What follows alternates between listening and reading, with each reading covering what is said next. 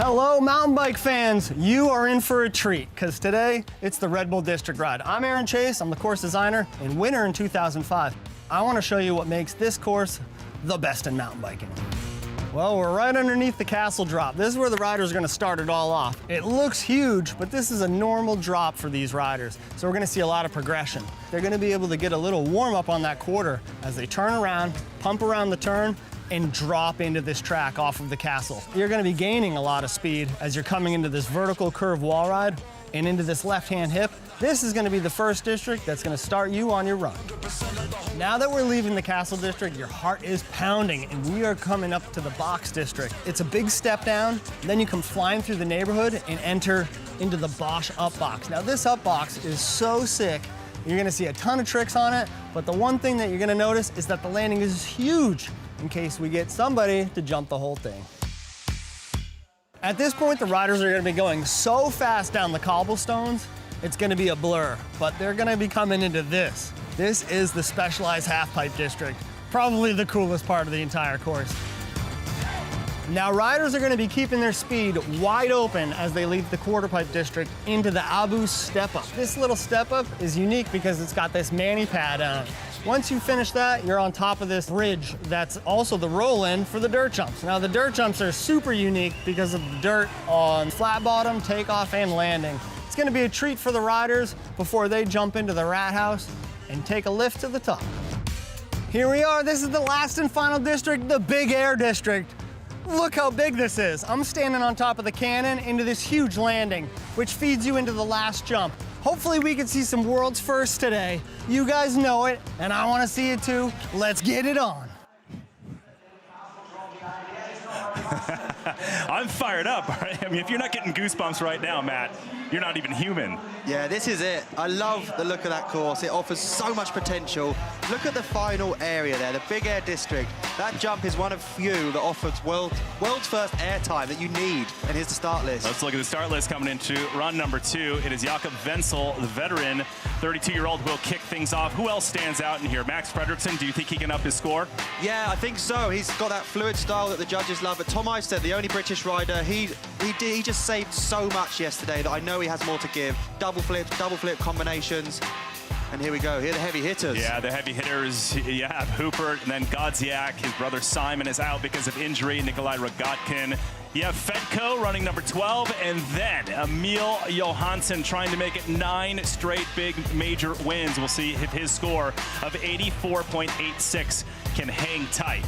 He's used to being over 90 at all of the big major events, so we'll see. But only 13 riders. There was a lot more, but we saw a few go out in practice, didn't we? And even yesterday, a few kind of hit the deck and didn't make it through to the finals. So 13 riders, slim pickings. Here's Tim Bringer yesterday. This is what you're talking about. Massive double backflip on that step down, but it took him out. He did go back up and land it, though. I've seen the video, but it was hitting that guardrail, which tore his leg wide open. And I guess the swelling, he had a load of stitches. He couldn't ride. And also, then this is Thomas Lemoyne from France. I mean, this was epic right here, right? I mean, this is one of the biggest moments in freeride mountain biking when he gapped the bottom at Joyride Whistler and just nailed it. But then before that, that's what went down, and he hurt his hand before he actually successfully gapped it. But that hand right there, the right hand, caused him to pull out of this event, District Ride 2022. Yeah, he must have been running on pure adrenaline back there at Joyride. But yeah, clearly carrying an injury from that. That moment for me will be iconic for years to come. All right, so we have 5 districts, and the Castle District is the start. It's a beautiful location, dropping into the historic streets of Nuremberg. And to kick things off is Jakub VENCL from the Czech Republic. 32 years old, the oldest rider in the field. Run number 1, he had a 63, so he has room for improvement here.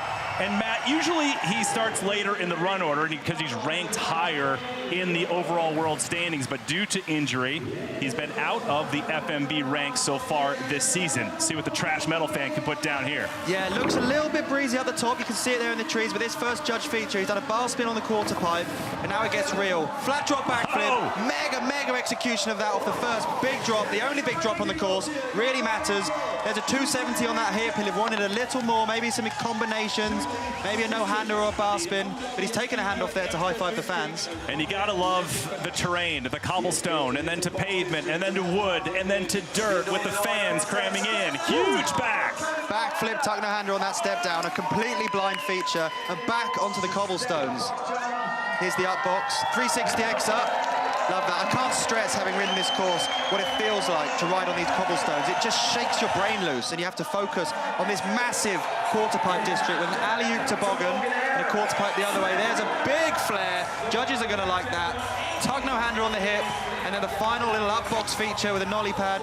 Nollie bar spin brings him to the end of the quarter pipe district. Yeah, so again, now he's completed the castle district #1, the box district #2. That there, #3, is the quarter district. Now, stepping up, getting a breather before the dirt district. Take us through this. So we've got 5 features in this one, and quite rightly so, having a breather. You're going to see a lot of riders stopping up here because this course has 16 features. Look, you've got blood there on his elbow.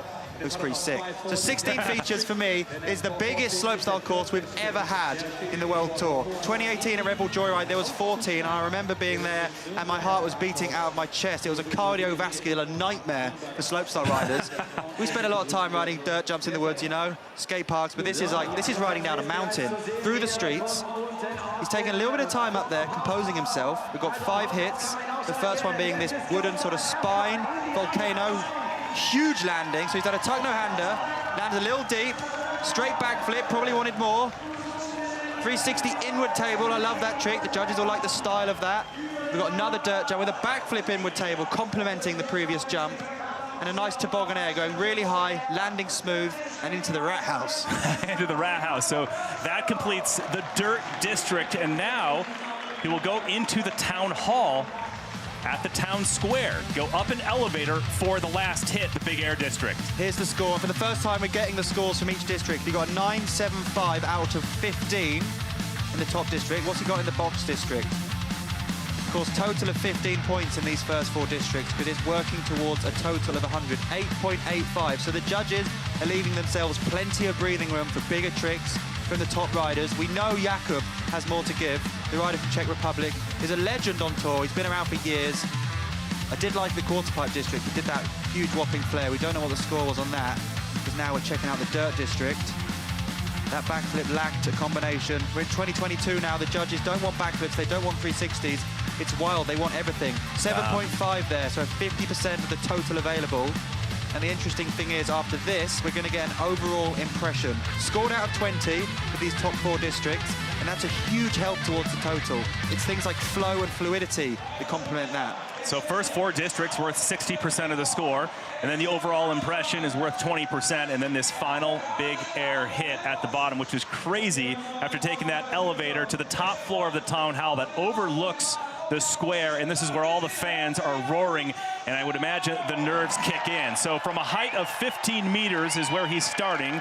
The athletes roll down that massive ramp and then onto off of a 4-meter kicker. Yeah. But of course, the boner log before that. Absolutely. So only 2 features here, worth 20 points from the big air district.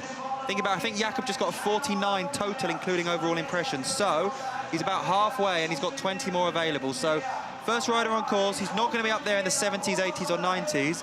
But like we say, this was going to be a 2-run competition. Now with the sun in the skies, looking like a 3-run competition with yesterday's run. So what's he got? I mean, what do you think of that finish area? It's just unreal seeing it packed out, right? It is unbelievable. And for the fans to get up and close to these athletes, it must be so exciting, especially for the young boys and girls that are out here getting autographs, hanging out with the riders. And here we go. 360 tuck no-hander, huge extension, landing perfect. And look at all this speed. There's it is, the backflip, Superman seat grab, a massive monster slopestyle trick. And he stretched it out with mega extension, huge straight legs. The guy's pumped. He finished on a high. The judges are right there amongst the crowd. They're going to hear all that noise, hear that excitement, and maybe they'll even drive it up for a few extra points. At the district ride in 2017, he took 8th place there. As I mentioned, been out because of injuries most of this year. Hasn't been able to rack up those points. Known as the trash metal fan, who draws a lot of inspiration, Matt, from skate videos. Yeah, he's always wearing heavy metal t-shirts. It's surprising not to see him in an Iron Maiden one here or something like that, but he might, under that blooded lumberjack shirt, sure we've got some sort of an album cover. Maybe that's why he has the long sleeve on. Oh, there it is, kinda. All right, we'll wait for a total score here. Once again, his first run, 63.10. I'm guessing 65. All right, so he'll get 15.52 in the final. 65.44 from run 2, so he'll upgrade to 65.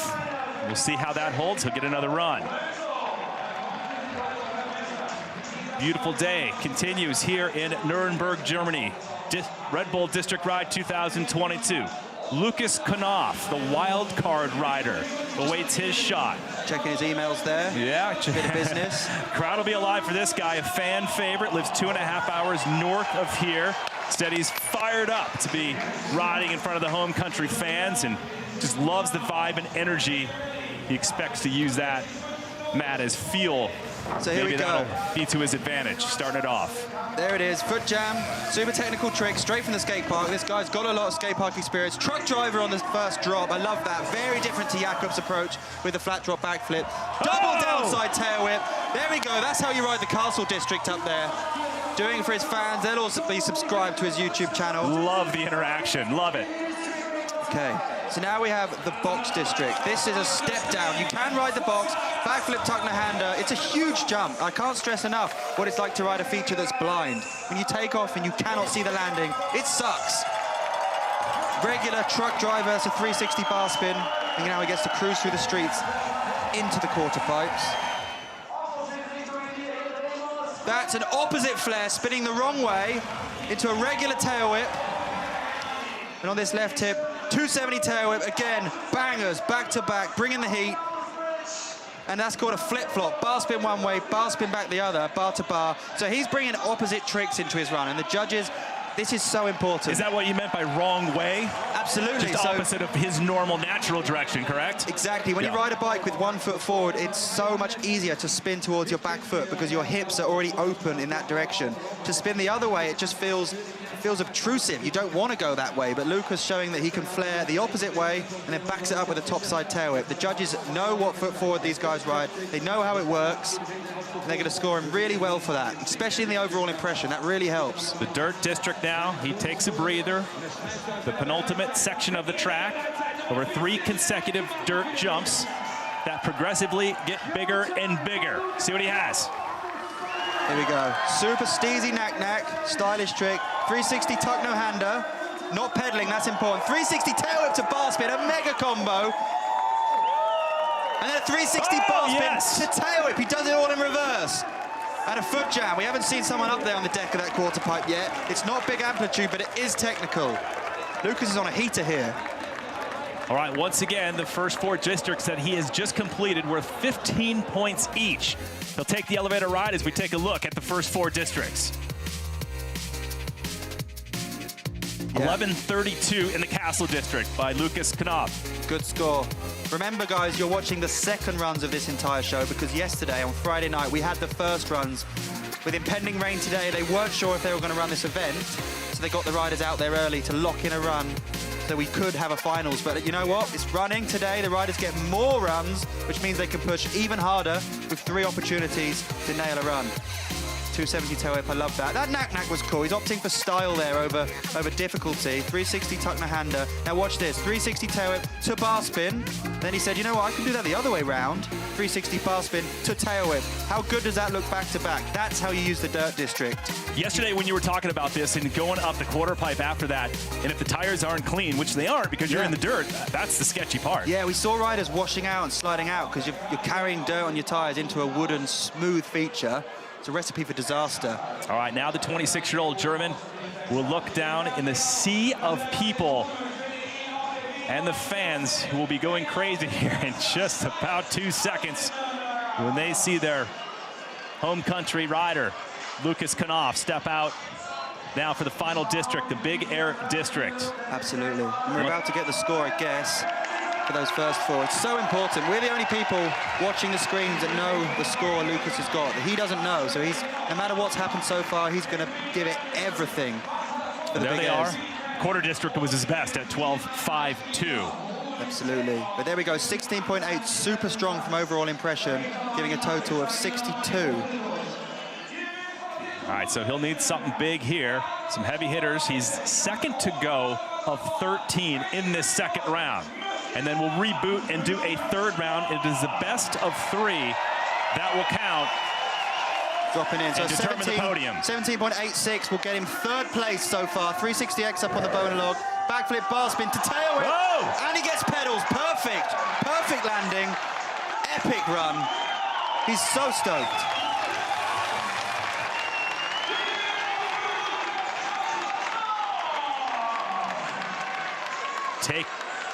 Taking it all in, as he should.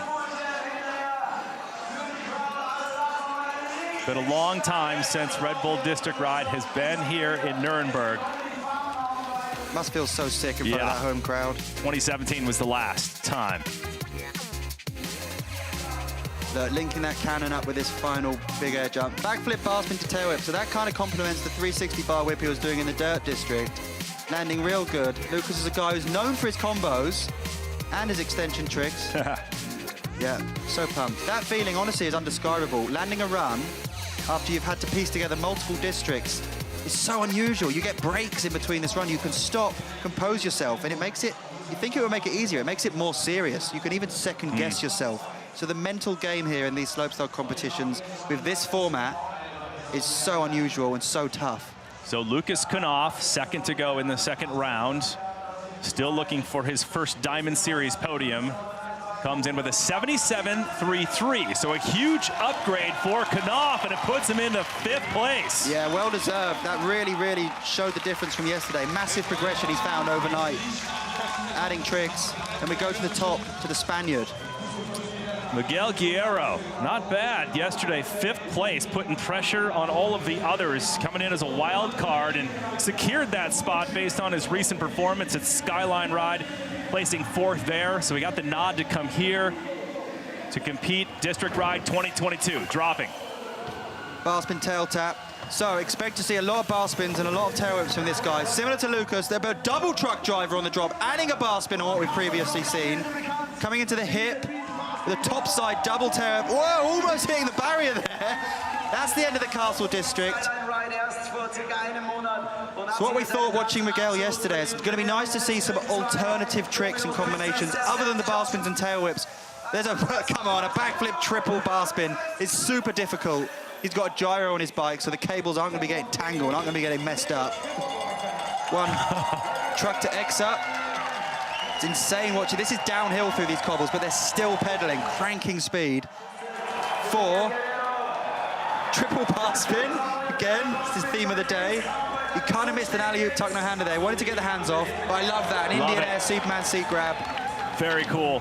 So tell us what it's like to ride on the cobblestone. I mean, does it slow you down? I mean, even if you're going downhill? No, well, yeah, but it's the rumbling, the feeling of kind of, you almost get arm pump. Yeah. It's so unusual. We're used to riding these immaculate, groomed dirt jumps or skate parks, and then suddenly you're in these streets in this urban environment, but they're putting massive features between. It makes you feel unnerved. I mean, I'm talking to all the riders beforehand, they're saying, you know, a lot of the events leading into this were all downhill, right? All gravity-driven mountain type events, and now they're coming here, and even though there's a downhill pitch, they're having to pedal a lot more. So stamina and fitness and everything comes into play at District Ride 2022 here in Nuremberg. Absolutely, and with 16 jumps, that was a cool 361 and X up. Hung up a bit, so he's going to need to get some speed back, Miguel. Here we go. Still 360 triple bar spin. He's casing these jumps a little bit, losing speed and flow again, but still throwing absolute bangers in there. And there's the flare. You see how he almost washed out there. Yeah. Super slippery feature. Do you think that will be an up? Well, we have one more hit to go, but so far, what do you think after his 5th place run yesterday? He lit it up. Yeah, I think yesterday's was a little stronger because of perfection. He was landing really well, but let's look at the replay of this second run of the contest. Topside double whip, not much airtime there, so it's hard to get that pinned and spit that bike spinning twice in that short amount of airtime. 1, 2, 3, there's the flip triple bar. Miguel, obviously renowned for his bar spins because he just throws them everywhere, every opportunity. You guys just sit back and watch this. I'm not going to say the word bar spin again this run. Yeah, we have 2 more runs. So true. So right now he's making his way. Look, see how he's casing there, losing speed. But the judges, they see that, and they actually deduct points for it. Because it proves you're not landing perfect, and if you're judged for your performance right here, right now, you need to land perfect, and they're brutal. All right, so now he enters the Big Air District. Once again, an elevator taking the athletes to the top floor of the town hall. It's a little cruise up the elevator, popping out the window, no big deal. It's tight in there. There's only room for one on a bike. Oh, yeah? But it's a bizarre feeling catching an elevator in the middle of a scored run. It's stressful. We saw yesterday a few of the riders punching every floor to take a little bit longer to give them time to breathe. Because it is a 16-run, it's a 16 jump course. Yeah. It's unprecedented. All right, so they love the Castle District, the judges at 12:07, and the overall impression, Matt, not bad, 15.40. Yeah, pretty good considering the kind of rough landings in the dirt district. Here's the cannon, tail whip, lands perfect, so we can expect a big move here. Yo! Oh man, foot's off. Took him down. First crash we've seen today, and he saved it right till the last jump, like Brandon Semenuk 11 years ago. Such a tough thing when you've ridden so well and you crash in the last jump. But that was a backflip, double bar spin to tail whip. Huge move. So he'll obviously keep that first run score going and hope to upgrade in the third run. Once again, 100 points is the max here. And each of the first 4 districts worth 15 points each. 20% of the score, or 20 points for the overall impression, and then the remainder of the 20 right here. Yeah, completely. I'm sure you guys are catching up with the judging. You don't have to be a maths professor. You just got to keep an eye on those pink and red bars across the screen. And I'll keep reminding everybody. Oh, yeah. But Miguel Guerrero from Spain, he won a wild card to get into this event. And I can't describe how valuable this is as an opportunity and experience, because you don't get to practice these courses at home. They build them for the riders, then they tear them down. So unless you're on tour hitting these massive jumps, you just don't get an opportunity to progress and experience them. So a 7.22 on the final jump. You can't achieve a big score with a crash, so they're going to deduct 5 points at least if you hit the deck. But he's pumped because he's fit and he's got another run, a third run. All right, well, Nicholi ROGATKIN, who is sitting number 2 right now, he's coming up in a bit, and he's standing by at the top with Anna Kraki. Points-wise, you weren't far off Emil yesterday after your run. Do you think this could finally be your chance to get ahead of him on this course? Oh, I'm not going to predict anything, but I'm going to give it everything I have out there. Very stoked to get the run down yesterday. That takes a lot of pressure off. You know, now it's just 2 chances to really go for it, really go for the full run that you can do full send, you know. So I'm going to give it everything. The field of riders is crazy. Everyone's going hard, and this course is long and difficult, so you got to stay precise. You got to use all your strength and make it happen. So I'm looking forward to the run. The atmosphere here in Nuremberg is next level, so let's do it. And I mean, you are famous for your big tricks. Will we be seeing another first of you today, maybe? Oh, I'm not sure. I'm going to think about the run first, and then once I get down to that final district on top of that roll, and I'm sure I'm going to be fired up to do something wild. So let's see. We can't wait to see you dropping in. Thank you, Nicholi. Cheers.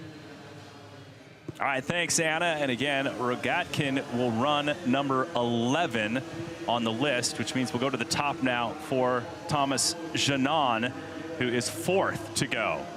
The 29-year-old from Belgium, Tommy G, gained his respect, Matt, and popularity after winning Red Bull Joyride back in 2012. We see him at Red Bull Rampage as well. A very diverse rider. Yeah, a real veteran with an unreal style and technique. A guy that I used to think won contests for his style. Opposite 360 off the drop, that's worth so many points. It might not look as complex as what we've seen, but spinning the wrong way is just so difficult. There's a 270 step through, putting his leg over the bike.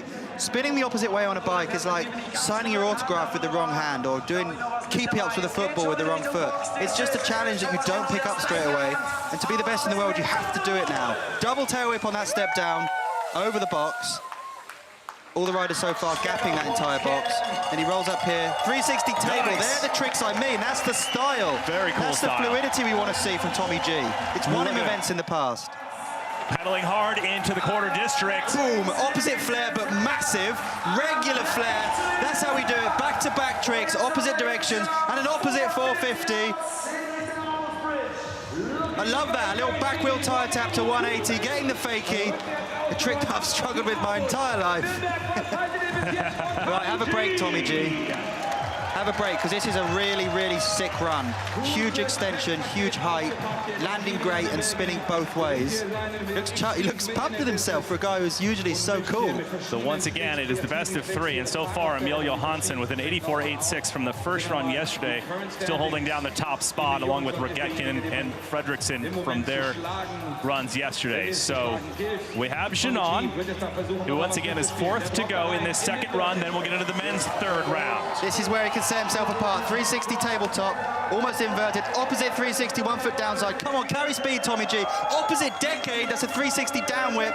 What's he got on the last dirt jump? 360 tail whip, mega tricks from an unreal smooth trails rider and a topside tail whip. Spinning the bike a lot, but also adding those tables, front tire against his shoulder. It's the style we need to see for the overall impression aspect. Up here in the Castle District, you got 10.22, which surprises me. I think that's low, but it would have been that 270 step through where they thought, come on, Tommy G, you've been on tour 10 years now, since you won Red Bull Joyride. What are you doing? Speaking of which, what are the injuries like over a span of that long in the sport? I mean, everybody wants to know, how long can these riders last and before they have to call it quits? I mean, 10 years is a hell of a stint. I mean, his career has been longer than 10, but there's been 10 excelled years of huge performance. Look at that opposite flare. If you saw this guy shirtless, you'd see his collarbones both sides just want to break out the skin. He's had shoulder injuries, all sorts of injuries, but it doesn't show on his bike, does it? Landing perfectly, contorting his body into positions that most of these people watching can't get into on the sofa. I did witness him live at Red Bull Rampage. There's a guy in shining armor there. Less than a year ago, security guard. There's a knight on the bridge with a sword. But anyway, he crushed his run, placing 7th at Red Bull Rampage. I did not see that guy there. There we go. He's just banged There's the top. that lonely elevator ride up. He's just banged 4 number floor. 4 number floor? Floor number 4. If you just joined us, 5 districts, 1, 2, 3, and 4 have been completed for Genon. And now takes the elevator ride back up. We'll check out some scores, and then we'll get right into the last and final hit, which is worth a big part of the score, where all of the judges are looking at this part of it. So all the judges are in sections, so they're separated out, except for this bottom big air jump, where all judges want to weigh in on this one. So there you go, have it, Matt. That quarter district, as expected with a 13-12, is the strongest, and he'll get 62.64 so far. So even with 20 points, bringing him up to 82, he's not going to be able to get a winning run here. But he's run number 2 of 3. Here's the cannon. 360 step through X up. It's a pretty old school BMX trick. I love that. 360 invert. Nice. Looked like he wanted something earlier in there, but still, unreal Instagram pic from that one with that invert. I love that style. I like photograms. It's kind of like MySpace. Yeah, we invented an app. But yeah, he needed more than a 17 on this one to pull into 3rd. So just trying to fight to get on the podium at this point. That style. Yeah, nice. It's sick. That little delay there before he cranked the tabletop was where he was looking for something. Could have been a bar spin or a tail whip. And what an experience for these guys. Yeah, he's a veteran. With the fans down here getting a close look at the world's best mountain bike free riders here in Nuremberg, the Franconian metropolis and the old town city center here, and the 2nd largest city in Bavaria after Munich. A rider opting for an open face helmet without the chin guard of a full face. Yeah, something I used to love doing because you get to see so much more. The visibility of the bike spinning it around is so important. Is that like an old school hockey player? He doesn't have to wear his face mask? Like kind of like grandfather claused in? Yeah, they're like, yeah, this is how we used to do it. We're still doing it like that. Yeah. It honestly makes such a difference being able to see the bike and things, but the imminent threat of smoking your chin on the ground. So Genon awaits a score from the 7 judges, 6 plus the head judge, who is Paul Rack. So they weigh in 62.64 for a total. He'll get a better score for run 2 of 77.20. So he'll be heading back to the top, recompose himself, take a breath,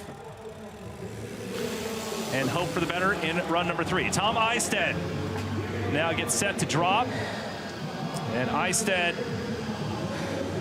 from the UK, 29 years old. Super, super talented skate park rider. This guy came from BMX, and given that half this course is on wood with quarter pipe features, box features, which he grew up riding and excelled at, expect to see him take on those districts with a whole new perspective. Now that we've seen a few runs, what style of rider does this suit? I mean, you know, you could say overall rider, Matt, but you know, what style? Is it BMX? Is it dirt riding? Clearly this guy, Trace. Because look, that corked out flat drop backflip he's the only guy corking it like a barrel roll with no takeoff. And then he over-rotated a cork 720 there. That's the BMX aspect coming through like you described. Okay. Backflip bar spin on the step down. Then we got an up box, another wooden feature, which he's going to say, yeah, I've been riding these for years, guys. Yeah, right. They only just did slopestyle. 360 there. He probably wanted more, maybe a bar spin. I want to see him get on the pedals here, because I know this guy can really, really air a quarter pipe. Right, watch this, watch this. He's up on the deck. Flat drop backflip off the side of the second quarter pipe landing. And there's a truck driver, the only guy carrying speed to gap up that step up by using, I hope we get a replay of that, because that probably blew everyone down there's mind. They went, oh, look. He's getting knighted. Oh. Sir Isted with his flat drop backflip. Doing it for the fans, and when we ran into him, he was walking up. His expectation, he asked him about his expectation here at District Ride, and he said, man, I just don't want to get hurt. And I mean, great strategy if you think about it. Yeah. Just ride solid, not get hurt, make it to the bottom for the fans. A guy who's always been on the cusp as the alternate, always half in, half out of slopestyle competitions. He needs to land a run today, what Sir Isted got.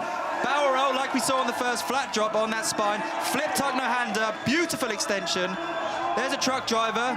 Come on, crank some speed. What you got, Tom? Now that you're nice. Boom! Oh, yes. Backflip tail whip. And I guess we're going to see a monster flare. The Dirt District is his. I love his style. I love his style, actually. This is the event for him. And the way he used the course up there in the quarter pipe district, he thought, there's 3 jumps here, quarter, hip. I'm going to skip one out. I'm going to ride up on top of that landing. They're definitely going to give us a replay, Trace. That was awesome right there. Such great style, 13.05 in the Castle District. The first guy to do a cork 720, and on a hip, that's a tough trick. You have to over-rotate the 360, but balance that with a standard backflip. Flip bar spin. This is probably the section, yeah, I thought so. This is the section that let him down, an 817 out of 15, because a 360 alone isn't enough when a district only has 2 features. But look, oh my God, how did he think of that? He spoke about it in practice. He told me, I think it's on. And he also said he'd have enough speed to jump the entire step up, and he did. I love the backflip tail whip on this final dirt jump, but the flare for me was, he's gone the highest by far. Watch this. So impressive.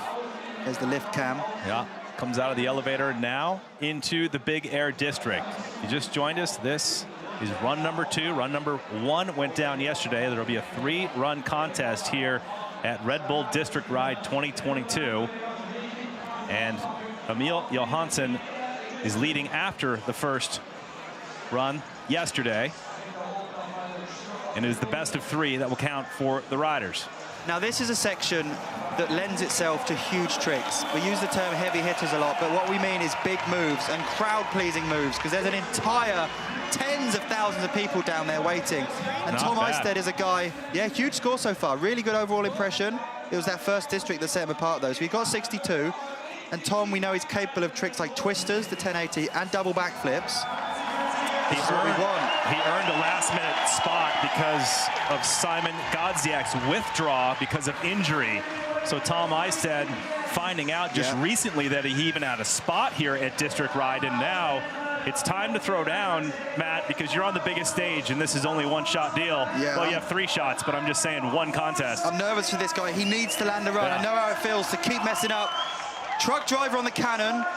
This is going to be the moment right here. He needs 17 for 3rd. Double flip.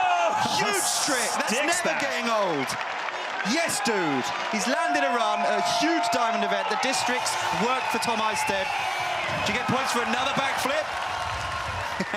That was his speciality. He did that after a crash at Joyride.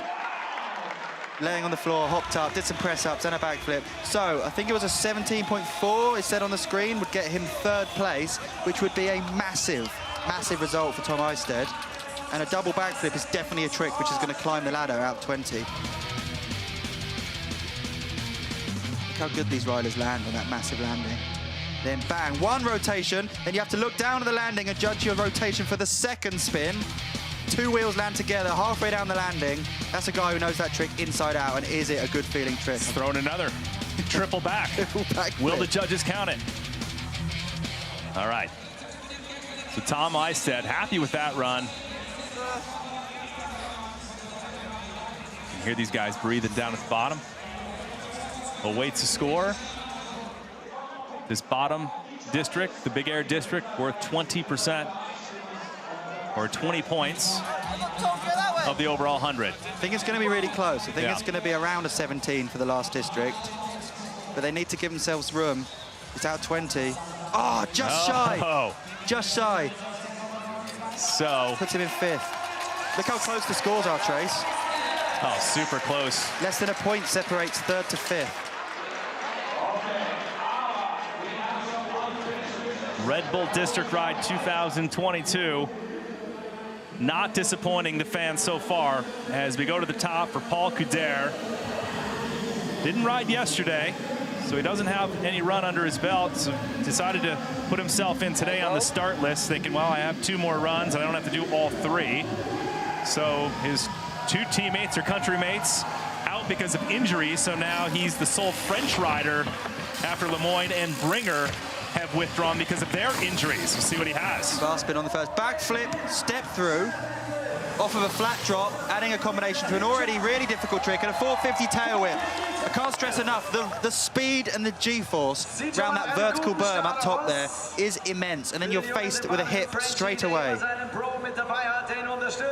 Going for white pants, probably not the conditions for that when you sit on the back tire. Huge backflip tail whip. What can I say? On a step down when you can't see the landing, that's just throwing your life away, and then you've got to earn it back in the air. Nice. Cranking a backflip when there's no takeoff is so tough, and he threw in an X up there for good measure.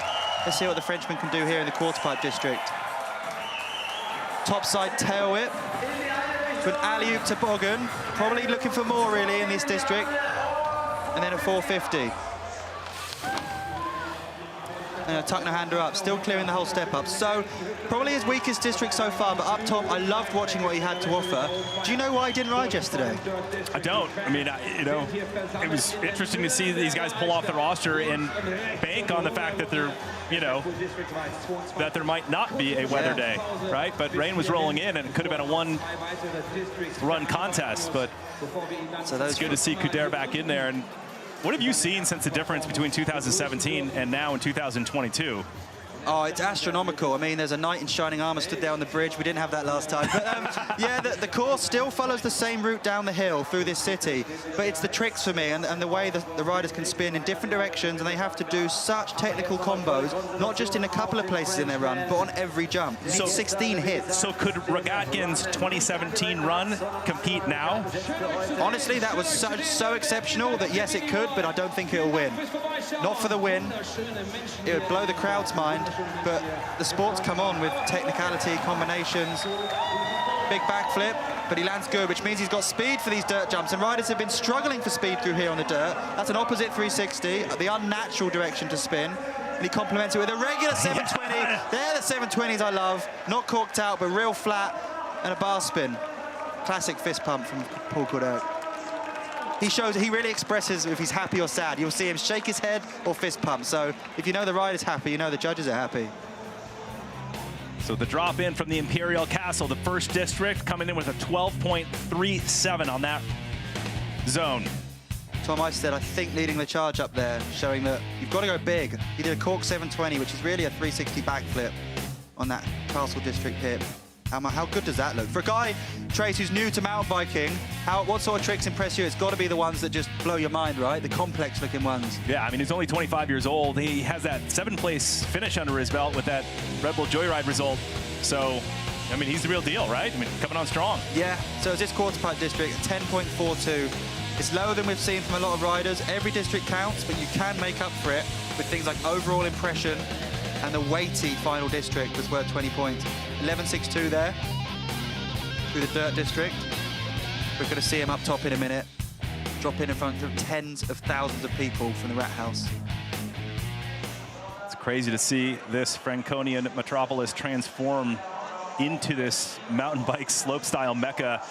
Over a year of planning, Matt, and it's just been crazy. And then they have to build it very quickly, even after all of that planning. And there's a lot of material that goes in to this historic city. Yeah, it's an unreal spot, unreal location. In the lift there, he was kind of doing this double head bob, which I'm familiar with, which generally means you're timing and visualizing a double backflip, but that doesn't mean that's what he's going to do. But if I had to guess, so we're going to see another big hoofed double flip in the last. Everybody's chasing Emil Johansson with an 84.86. We haven't even seen him ride in this second round yet. And Rogatkin, who's coming up as well. Oh, sitting in second. So 63.73. Box district was the strongest. I have no idea what he's going to do. I'm trying to judge it from that visualization. Honestly, it looked like he was doing a double flip bar spin, but he needs a 19.64 to pull into second place, which is possible. Oh, under rotating but carrying good speed. 1, 2, he did a double flip step through, foot over the top tube. Yes, the double flip is just such a crowd pleaser, and he's adding a combo in there.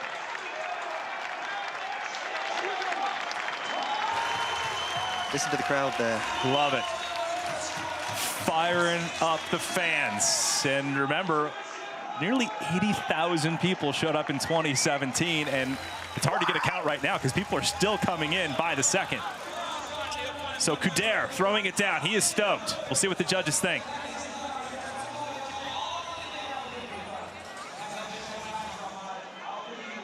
See, look, he was kind of rooting for a bar spin there. Landed a little under rotated, but then look, there's one backflip. Put your leg over the bars, over the top tube, put your foot back on the pedal, and then go for another backflip, and just landing so clean. It's amazing, these jumps being this big, that you can land so smoothly. I asked you this before. What is the scariest thing about committing to that second backflip? You've done it. That you're locked in, there's no two ways about it. When you pull off the takeoff for 2, you're doing 2. Whether you stay on the bike, bail the bike, you're going for 2, and that can mean landing upside down. No net, no parachute, no nothing once you commit off that jump. This is serious when you're waiting for your score. That's really all the riders are here for, is to get a good score, and you feel like your fate belongs to the judges for these few seconds. It feels like eternity. Not a bad score, 63.73 for Couderc. Plus 17, that's 87.1, puts him in third. Wow, so a podium spot at the moment, midway through. We are in the second run of 3. It is the best of 3 it will count for these riders. So just one and done is what you need to put down. Torquato Testa,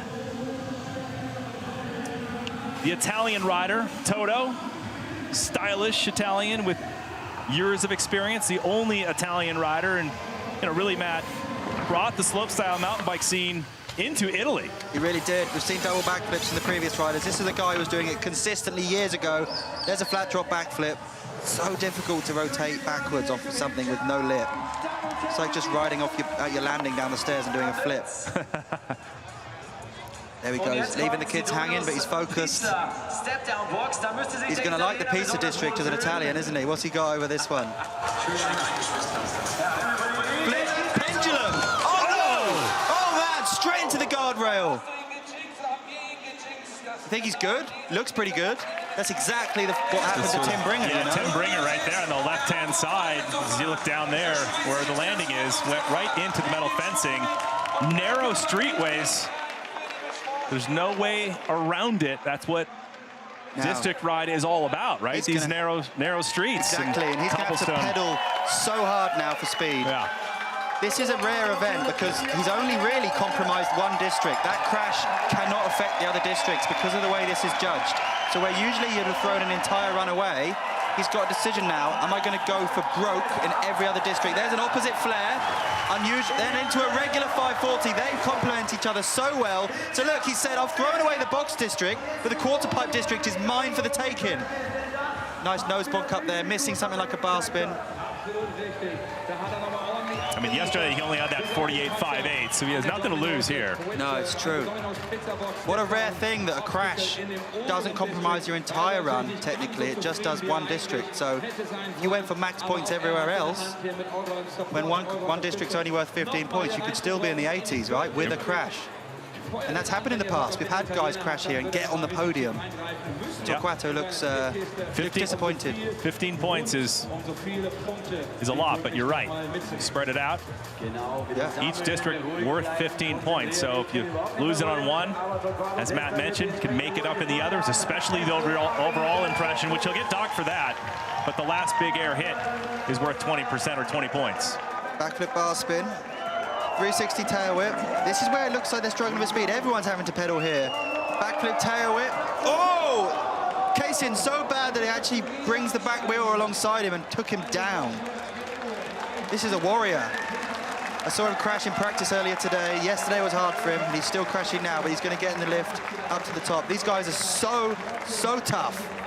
And tired. I mean, yeah, completely knackered. I thought it was amazing too. It was like, are these guys walking their bikes back up to the top? You guys all walk your bikes back up to the top. I was thinking, maybe you get a lift. Yeah, it's lacking VIP treatment for the riders. They're just warriors, eh? But so much pedaling happening, and when you talk to any rider before this event went down, that's what they said was going to be the biggest challenge, is to get that speed, and it's going to take a lot of pedaling, but that's where he went down in the box district. Well, you actually smoked those guardrails. See what happened there. Makes up for it, regains his composure, keeps it cool coming into the quarter district. Likely his best district because of the opposite flare and the regular 540. These districts are like parcels, they're like packages for the judges. You need to deliver a bit of everything all wrapped up to get a good score, and then the overall score is everything put together, you know? Seems obvious, but you have to tackle these courses and dissect them in a perfect way, which you don't do at other events. Yeah, massive case. It's a catch-22 as well, because even though you want to save your energy, you still have to train a lot or practice a lot on the course to get to know the course, right? Completely. Although it's the same layout, similar to what we've had before, the jumps, they get tweaked, they get changed, even through the week of the event, they vary. All right, so quarter district, as you called it, Matt, is the strongest, 10.95 on that one. So here he goes, he's going quickly. There's cannon backflip. And another backflip. Yeah. So he's thrown that run away. 2 crashes in 1 run. I guess you realize I've got another run in the tank. This is a 3-run final, and I'm going to use it. But the crowd sound stoked to see the Italian make it to the finish, even with a couple of crashes. So 3 total runs and a bit of a change here at Red Bull District Ride 2022. Trying to predict that weather. Cannon. Using new terminology for that feature. Big cannon up there. Wonder what he went for. We saw him do double flips in practice earlier today. He'll have another shot, so a low score on that. Not what he was looking for. Puts him in at 13th. Max Fredriksson of Sweden, the 27-year-old. Awaits at the top, had a great first run yesterday. The score of 79.87. He's in 4th now, after Paul Couderc threw down at 80.75 and bumped him 1 spot. But he'll have this second run and a third to make up for it. Okay. Guy who's earned a variety of podiums in all levels of well-known contests. So, expect style, fluidity. There's a massive 360 unturned down, which is really hard to crank that bike around against your shoulder. To a 270 double bar spin. This guy spends his entire winter with snow on the ground in Sweden, so they have to ride skate parks. They're forced to ride indoors. And with a course that has so many skate park style features, he'll definitely feel somewhat at home. Maybe not on the cobble streets though. Double tail whip. Big air time on that step down. Looks scary. So Matt, he rides slopestyle, dirt jumping, enduro, downhill, and even a bit of BMX. So talk about the overall package that you need for Red Bull District Ride. He's got it. We'll see if he can do something with it. Alley-oop bar to invert, kind of inward table. I love it. We saw that earlier in the pre-show. Double tail whip, and then a 270 tail whip on that hit. Nice nollie suicide no-hander. trick he does for breakfast in his local park. So Max, we know, can do really well with the overall impression aspect of the scoring because of his style, fluidity, the way he greets the knight. I'm talking about a guy who's Knighted the knight. How does that work? You Sir squared? a lot of different injuries over the years. You know, he's put a lot of time in the gym, off the bike, strong guy. See if his fitness will pay off here in the dirt district. This is the 4th of 5 districts. Really dipped out to 360 toboggan there. Triple truck driver, loads of rotation of the bars. Opposite 360 inward table. Another backflip tailwind, but landing pretty smooth, smoother than Torquato, who went down. Then I think that was a tuck in the hand to bar spin on that, which is really, really tough combo on a quarter pipe. And if you look at it, Matt, look at the trees right there and some of the flags. Get a little bit of a headwind coming into that, into the dirt district. It would explain a lot why the riders are hanging up in casing. Any amount of wind on a course which is kind of built to perfection, probably with no wind, it's going to affect the riders. So maybe dropping in late, being a more highly ranked rider, is not going to play to their advantage. So much at stake here, so much to play for. You can tell they're getting low right there going downhill because that wind obviously coming straight uphill and straight up the cobblestone walkway. 12.97 is a really strong score in the district. We knew Max would excel from, coming from Sweden, being such a qualified and just unreal skate park rider. See, look, he pedaled for this, went super high, but still hung up a little bit. Wow. Things like that are the ones that contribute to overall impression, because we want just a rider to land so well that it looks effortless. This is where it pays off for the other riders because they can now see the headwind. Oh my God, he was close to that edge. They can see how it's affecting the other riders. In this meeting, the top seeded coming up shortly, including Emil JOHANSSON, Erik FEDKO, Nicholi ROGATKIN.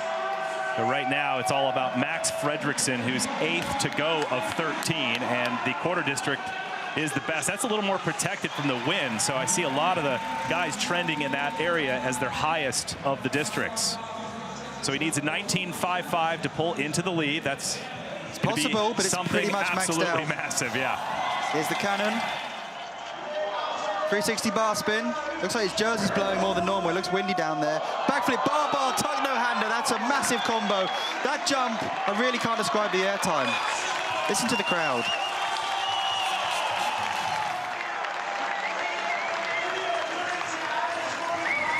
Love it. The folks here in Nuremberg, Germany, getting a show with the best mountain bike freeriders in the world.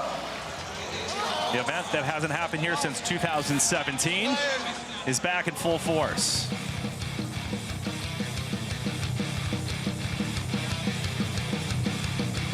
Oh. So sick, hey? That is pretty cool. Yeah, you need a huge jump and a huge takeoff for a trick like that, and they just don't come around very often.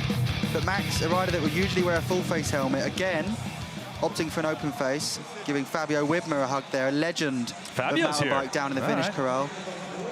And there you have the wind. You can see. Oh, it's so-so. Maybe it's swirling gusty. Around a little bit.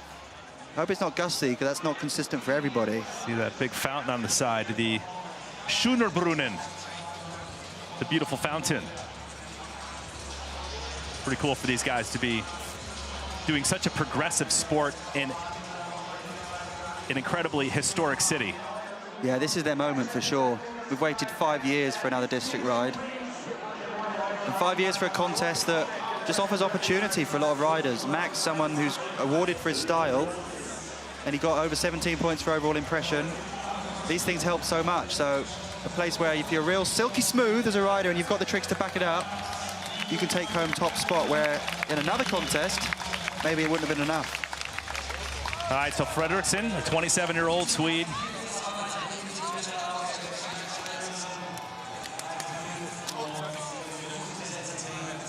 A lot of riders respect this guy too, from what I've read. Yeah, got an awesome YouTube channel, edits his own videos, so he's a hard worker. Comes at the sport from so many angles, like you said, riding an enduro bike, skate park, dirt jumps, trails. That was Tarek Razuli down there in the Finnish area. A legend of mountain biking from back in the freeride days, and doing so much for us now, putting on these events, a key organizer and a key player that's moving slopestyle forward. 65 plus 15, what's that? It's going to be in the 80s. 80.51, so Fredriksson still in 4th place, even though he upgraded by a teeny bit from the first round yesterday. So he has some work to do to get on the podium. As Paul Couderc's score of 87.5 holds in 3rd, Rogatkin's first score in 2nd, along with the legendary Emil JOHANSSON, who is in the lead with his first run. We'll see him shortly. But right now it is Lukas Huppert, Huppy, the 22-year-old youngest rider on the roster, and the currently 7th in the Diamond Series rankings. On his peak at the moment, Matt, decent showing at Red Bull Joyride, placing 5th there, improving from comp to comp, upgrading results, advancing his riding skills. Oh my word! Flat drop 360 tail whip. That doesn't come out of the bag very often. Into a double tail whip. The judges are going to love that Castle District, because honestly, a flat drop 360 tail whip. We're seeing these tricks in just such recent years, and they just don't come out very often. What's he got over the pizza box? Will he bring home the dough? Hoopy, an awesome skate park rider from Zurich. Double truck driver there. But like I say, coming into the quarter pipe district, this is going to feel like home to him, riding these big quarter pipe features. Oh, my, no way! A 540 triple bar spin into a downside tail whip. This is what we're looking for. Topside tail whip on the hip. 1 to go for the quarter pipe district. Wow! Oh, no! God on that! Oh, man! Looked like he wanted a double bar, but missed the second one. Bars got stuck backwards and just took him out of play. In the district, I'd say, has been strongest so far, even with that 3-whip up top. I mean, isn't that Murphy's Law right there? You're shredding, you're crushing it, you've hit everything you want to hit, and then just the smallest thing. Yeah, absolutely sucks. And you just maybe turn your mind off, right, Matt? Forget about it, you go down. And it's so much to remember for the riders. It's so much to pack in. 16 features. He stood here before dropping into the dirt district. Most contests would have been over by now. But there's so much more, and they call him the Swiss Army knife of slopestyle. We'd have thought he'd have enough for 16 features, but that bar spin took him down. Well, we'll see which tool he pulls out of the Swiss Army knife for this section right here, the dirt section, but he's going to need some speed because of that headwind that we're noticing, Matt. It's been affecting all of the riders. Absolutely. He's adjusting his stem there to his bars. Will he pull out the bottle opener? Will he pull out the little scissors? The serrated The little saw. scissors never, you know, it's really tough to cut things with that, so maybe he won't pull that one out. No, and he wouldn't have been able to fly. Yeah, that is exact headwind up the dirt district, and that's not what they want. So if you're seeing riders hanging up in casing, that's the reason. That resistance, that force in your face as you ride through is enough to make it so difficult to clear the ramps. Also, oh, go on, Trace. No, just he's fixing, what is he fixing right there? So obviously something got a little bit tweaked. Yeah, his bars would have come out of line on that double bar spin crash, so you've got to straighten those up. Especially riding into these features where we saw Max so close to the edge of those vertical-sided dirt landings. You don't want to be slamming into these buildings or the guardrails. The hard thing here is the course, you can't see the whole course from the top, okay? So those flags aren't actually visible for the riders when they drop in. So you're going off of memory, you're going off of familiarity of how the course felt a couple of hours ago in practice. And if it changes and the wind rolls in, that's a massive challenge because you don't see it coming. So this course design, we caught up with Aaron Chase earlier, winner of the premier Red Bull District Ride event in 2005. This is his crash. 1.5. You don't want to do half a bar spin. That means the bars are facing backwards. He looks so gutted. Props to the drone pilot, by the way, that's still hovering there. They follow them the whole way down the course live. Props to anybody standing close or doing anything to the riders right now. It is a narrow area, but the fans absolutely loving it. Just a reminder of the current standings, and we are getting through it, run number 2, but after the first round, it is Emil JOHANSSON with a top score of 84.86. That's still holding, and Rogatkin's first run score of 83.37. We're going to see both of those guys momentarily. Huppert is 9 to go of 13. So following him, we have Godziek, Dawid GODZIEK anyway, and Nicholi ROGATKIN to follow. Erik FEDKO, the German favorite, followed by Emil JOHANSSON. So again, everybody trying to step it up. Never know if the rain's going to roll in, and that's why we're in this 3-round contest to begin with. And even why we had a first round yesterday is because rain was predicted to come in today, and the riders wanted to get in one run. Absolutely. And if they get through 2 runs, then it'll be the best of 2. And the way the weather looks, we're going to get through 3. Get to see all these riders twice. So, I mean, Lukas has got it's such a challenge having to adjust your bike because it's not going to affect his score. The judges are thinking, look, your bars have gone out of line from a crash. We'll give you time to adjust it, but it's just time for him to kind of forget what he's doing. His brain's going to slip out of that zone that you drop in, and now he has to kind of start again, and that's so difficult. It's not natural to stop during a run and fix your bike. Oh man, look, that could be headwind, that could have been landing deep, but he's short of speed. It means he can't even do tricks, which is such a shame. he knows it. And at this point, Matt, what do you do? Regroup, kind of focus, obviously focus on your 3rd run. Yeah, absolutely. He's lucky he gets 3. And I must say, we'll watch the replay. That for me was just ultimate. A flat 360 tail whip, cramming that in. For the Castle District with a 13 out of 15. That's one of the highest scores we've seen up there. So good for him, but it kind of went backwards from here.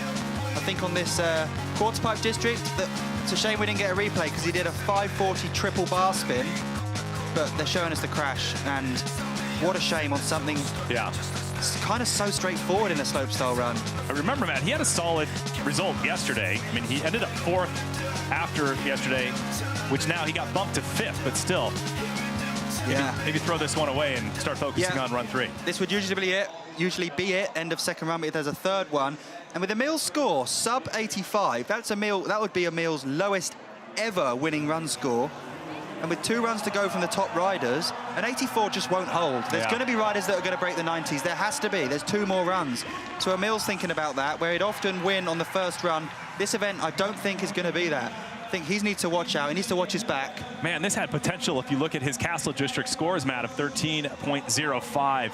Completely. It all went down in District 3, but at the top, it had so much weight. And he gets another chance to repeat those districts, but let's see what he's got down here on the Cannon. Regular 360, no pedals required, and a really just nice, floaty 360 toboggan. So Huppert just using that as a bit of practice to figure out the wind and feel it out. So if you just joined us, 3 runs here in Nuremberg, Germany at Red Bull District Ride 2022. Trace Worthington here alongside Matt Jones. And will be a 3-run contest, the best of 3 that will count. What an extraordinary contest. As you see, Lukas Huppert flying over thousands and thousands of fans in this historic city in the town plaza. So open face helmet. Oh no, full face helmet, sorry, and still wearing a gum shield. So he's like double armored up. So his score's not going to be up there. It's a 54-2-4. Yeah, so that 79 obviously will, So a lot of differences with options for armor and things and how much protection they're wearing. So Dawid GODZIEK now awaits his shot. Run number 2 for him. So GODZIEK, after that first run yesterday, was in 9th place with a 63.79. Brother Simon pulled out because of that injury. With a busted up shoulder, we'll see what he has. Epic Canadian foot jam on the 1st quarter with a tail whip. First guy to be tail whipping that. This kind of been the silent assassin, someone we haven't talked about so far.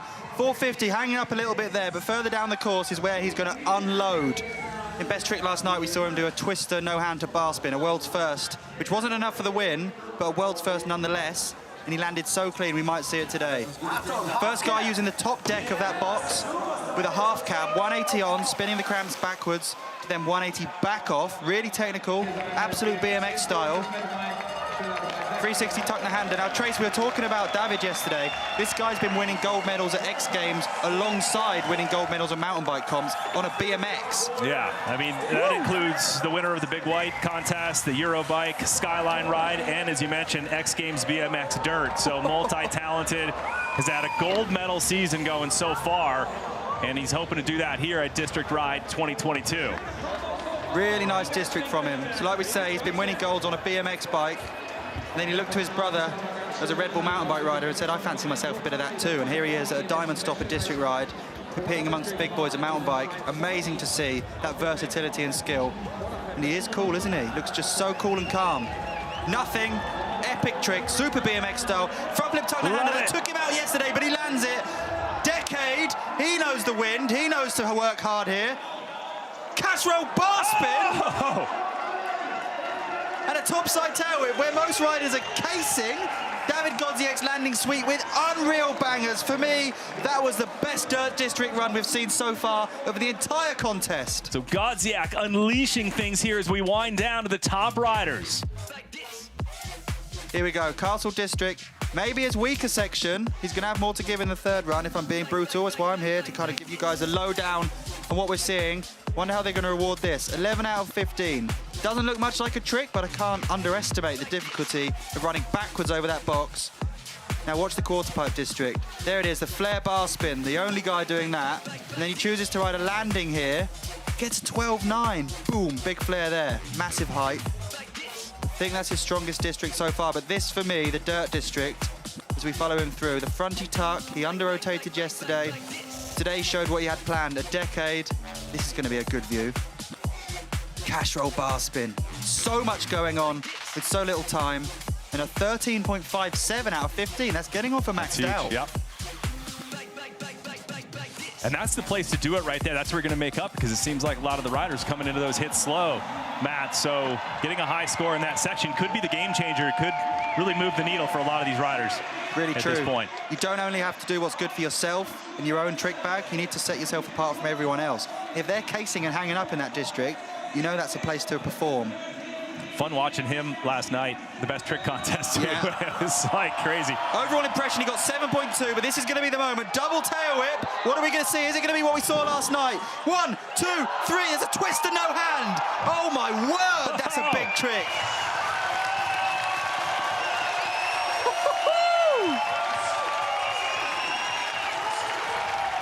The crowd might not know the name for that trick. They're going to be so hyped on it. The crowd, I don't know the name for that trick. Don't you worry, we'll get a replay, I'll talk you through it. Clutch performance, he's hyped. Dirt district, big air district, that's #1 for me so far. So this is 3 rotations and takes his hand off in the middle of a corked out 1080. That's what we call the twister. And obviously taking his hands off the bar, that's what we call the no-hander. Last night added a bar spin to the end of that trick, making it a world's first, but clearly keeping that one in the tank. Trying to get that solid run score on the board. There'd be no point crashing at the end of that run, because it was so sick to watch. All right, remember the score Johansson has, is it? It's an 84.86. Right now, 84.86, so 63.99. This is a big score coming in for GODZIEK, and... What's it going to add up to? Not that, they didn't add. I think it was an 18, so if I'm going to do quick math, I think it's around an 81. 82.47, 82.45. 82.45, so solid run by Dawid GODZIEK that puts him into third. So now shaking up the leaderboard is the 28-year-old from Poland. Now we get into the heat of things, Matt Jones. Down to the top 3 riders, or the last 3, not the top 3 from yesterday. Rogatkin, though, was in second. Look at him. Or is in second still. And Rogatkin, the defending champion of Red Bull District Ride after his epic performance in 2017. Right now he sits in second behind Emil JOHANSSON with an 83.37. Knows what it feels like to win with tricks like that. It's a flat drop front flip. That'll be the only one of those we see today, I think. Double tail whip. Look at him, he looks like a submarine going down the course. He's a man for the fans. Didn't miss a hand there. Right, yesterday we saw a cash roll here, which is a jaw dropper on a step down. Nicholi just known for spinning like a maniac. Just like that, there's a cash roll, landing epic on a blind step down. So smooth, right? What's he got here? He needs to back it up with another trick. 360 tail whip. This is how you take the districts to pieces and package them back together with huge tricks. This is what the judges want to see. No stone left unturned. Massive 540 spinning in the regular way for Nicholi. An alley-oop little 1 foot downside. Double whip, that makes up for the previous jump. Man, he's pedaling hard. And a tuck no-hander clearing that whole thing, which isn't easy. Man, a guy who literally embraces, Matt, that go big or go home approach, perhaps that risk versus reward approach, swings for the fences, either strikes out or hits a grand slam, and so far, you can see it he's going for the grand slam. He does not want 3rd place, he does not want 5th place, he doesn't even want 2nd place. This guy hunts for the win, and he's only satisfied with the win. And he did it 5 years ago, backflip, landing good. 360s, clearly struggling a little bit with speed. He's going to want more, but cash roll's what we need. Awesome trick to cut through a takeoff. Even in a head with twister. Oh! Come on, Nicholi. Stop! And a tail whip. Yes, this is what we want. Huge moves, back to back in every district. It doesn't matter that he's repeating cash rolls because he's doing it in different districts. Fans going berserk over the American Rogатkin. That flat drop front flip was just so nice to watch. Easy on the eye, but so tough, so blind. You come around that trick, staring at your chin guard, and the last thing you see is the landing. You just hope it's there. There's a cash roll on a step down. First guy we've seen 360 tail whip off the up box. I'm going to be interested on the score in the quarter pipe district because he did kind of like a 1-footer on one of them, which isn't enough, but he just looked confident. Yeah, right? he does. Like he looks strong on the bike. He's wrapped up in armor, so he can just take on this course in a hardcore way. Two tricks there that just look so good back to back. He's done 2 cash rolls, one on a step down, one on a dirt jump, and that's the twister, the 1080. Now, will he go up this elevator and be thinking about a 1440? Because only a few hours ago, he did one again in best trick. Here we go again, talking about the 1440. Now, it looks like he's shaking his head, but I'm saying he's visualizing spins. That's a plan. That's not disappointment. That's a plan right there. How many spins is it going to be? With 16 different features, just the mental and physical capacity of these riders is absolutely fascinating. As we come into the 5th district, if you just joined us, this is the Big Air district worth 20% of the score. So we'll see what he has in the first 4 districts, worth 15 points each. Overall impression is worth 20 points. And then this last hit is worth 20, and everybody has their cameras out for this one. I'm wriggling around everybody. In my seat. Look at this bloke. They know what they want. Are they going to see it? They haven't forgot 2017, man. No, and they've not forgotten last night. A lot of these fans would have been here yesterday evening. 19.2 in overall impression. I was saying this is the reason Nicholi could win, because he's just the showstopper, the wow man, the guy who drops every jaw of everyone in the crowd, and only 15.12 points required for first. He could get that. He's going after Emil Johansson. He knows Emil Johansson has the goods and 2 more runs. Oh my God. Here we go. Double whip. That's enough for 15. Let's back it up. 1, 2, 3. There's a twister. Oh no, foot off. But it's still epic run. I think it's enough for 15. But a foot off, who knows? Look at the emotion from everyone down there. Electrifying the crowd here in Nuremberg, Germany. Red Bull District Ride 2022. Nicholi ROGATKIN putting on a show. 2 cash rolls in a run, 2 twisters in a run. You never, ever get enough jumps to do all of those tricks in one run. But 16 is the number. There's Fabio. Fabio Wibmer really stoked for Nicholi. He's oozing adrenaline. So we saw it's a 15.12 required to take the win. Now, he did slip a foot on that twister. He didn't do the 1440. It was a twister, which we're going to get to see again. It's a double tail whip. Epic cannon trick. And then 1, 2, 3 rotations. It says 1440 on the screen, but that's a twister. A twister. Describe a twister versus a rotation. So right here, it's...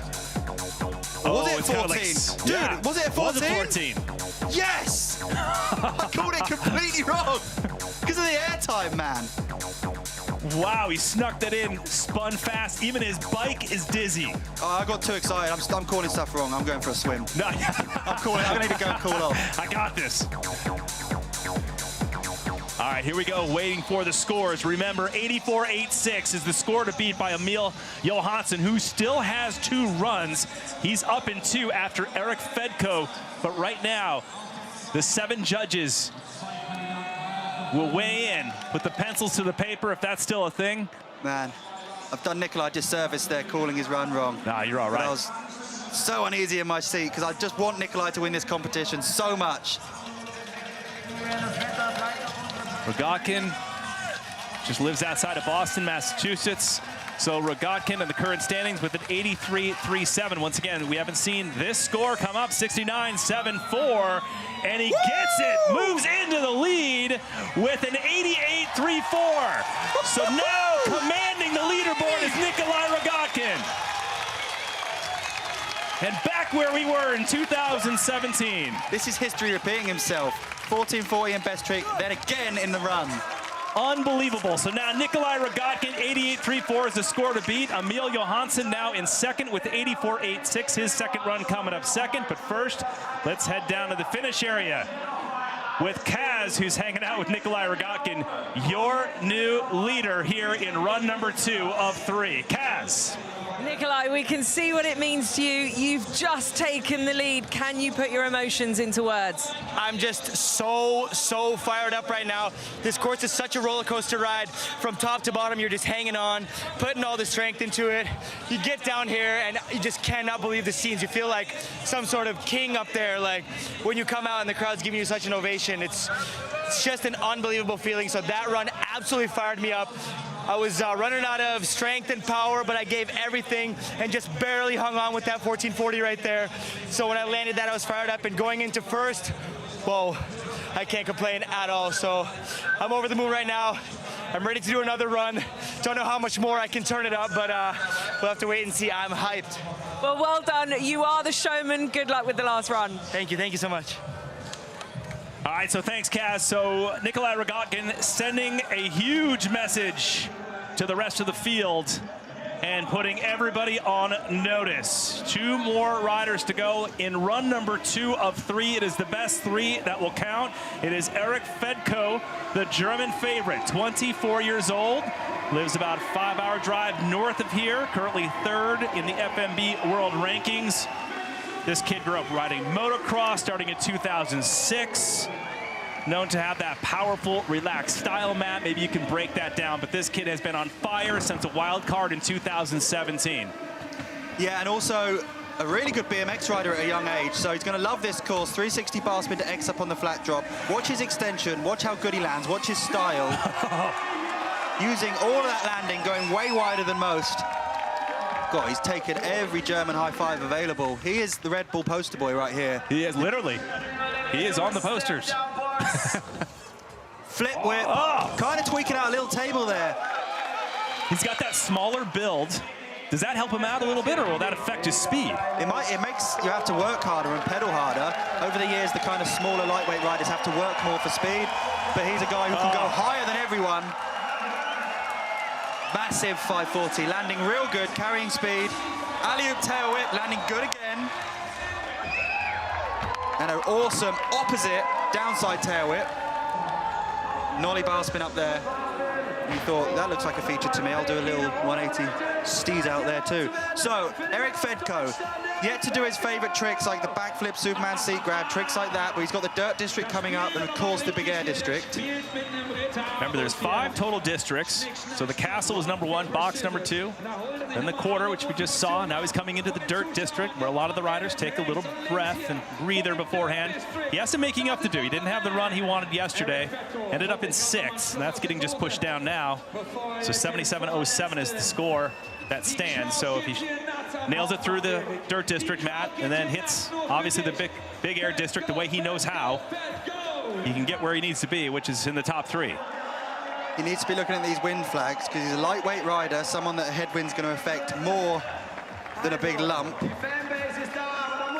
Nicholi ROGATKIN's put the cat amongst the pigeons there with a huge score. Yeah.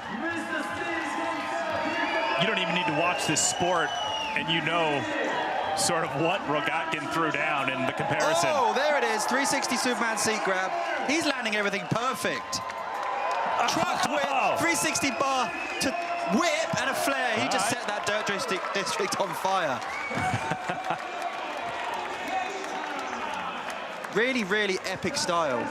We'll see that in these slow-mos coming up because the first 4 districts is where a trailsy dirt jump skate park rider like Erik can make himself look so talented and with so much finesse. 12.45 in the first district. This really feels like ticking boxes making your way down the course. It's like, okay, that's 1 district. Compose. What have I got? The box district has 2 features. What are we going to do on them? Nice.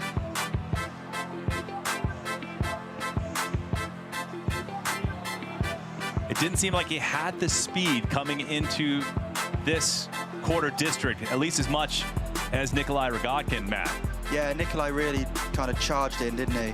With tricks like that, a 360 triple bar spin, backing out with a 360 Indian air seat grab, truck to whip. So complex combos, plus extension tricks, plus things like a flare with good amplitude. It's like a box ticking exercise where the judges, they can't ignore all of those aspects, and he's bringing that score up point by point. All right, here's if you're afraid of getting goosebumps, plug your ears. Yeah. German favorite. Crowd going nuts. There are the scores from the districts. Oh man, overall impression is so strong. He's ranked second of that in the entire contest. All right, so 69 in the first 4 districts, needs an 18.98 for first. It's possible. Doable? Doable, yeah, but it's a huge score. Okay. It's almost maxed out. I need to calm down, so I messed up the last one. Truck to X, landing really nice. Yo! Huge backflip Superman seat grab. If you want extension, you got it right there. They love Erik here. Oh yeah, taking it all in. Been here for a few days just watching training, Matt, walking around and just watching him walk through the sea of people here in Nuremberg. Total rock star, and stopped to say hello to every single kid that wanted to give him a high five, handshake, fist bump, autograph, whatever the case might be. This one was 5 years ago, Erik was pretty unheard of. No Red Bull helmet, and now he's back here hanging out with the current winner, and the winner from 5 years ago, Nicholi ROGATKIN, as a possible contender. That's a career progression like no other. Yeah, and right now, if anything, he has the gold medal today for the outfit. He's got the best fit. He's got the best style when it comes to that. Absolute Steez master.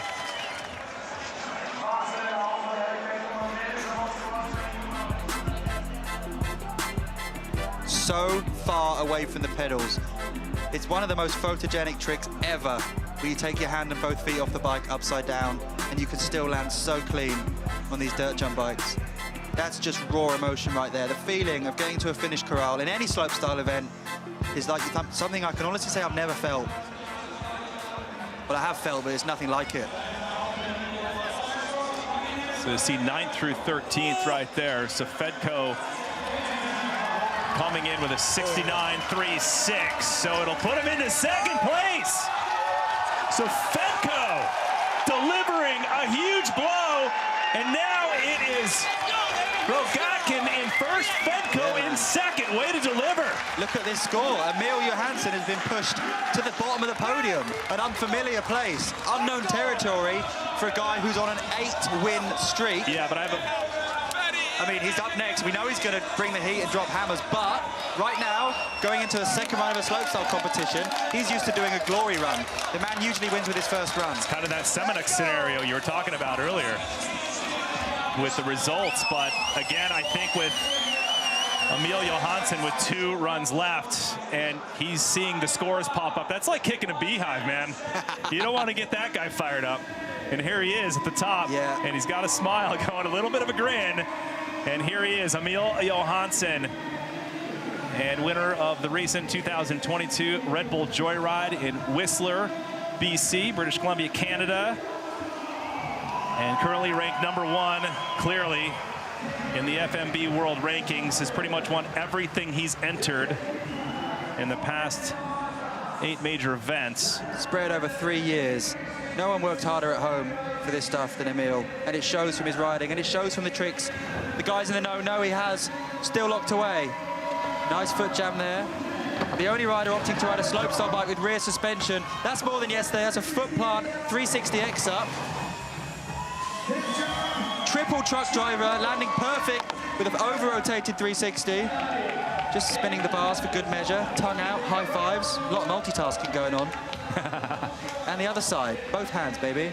All the pressure on his shoulders. Right. Here we go, JOHANSSON. There we go, combos, 360 tail whip to X up. Nicholi ROGATKIN pushed him off the top spot, and then FEDKO added fuel to the fire. So Emil's got to step up here. Double whip. That's the end of the box district, but now we've got the quarter district, and yesterday he went... still high-fiving the fans. Oh, man, he went higher than everyone here, and has again 540 with an inward table, almost missing the landing he went that big. With the alley-oop tail whip on the second quarter. Just getting back onto the bike. 450 bar spin to downside tail whip. We need a replay. Wow. He's just like, whoa. He got himself in a spot of bother there on the left hip, but his feet just always are magnetic, and they're back on the pedals before he lands.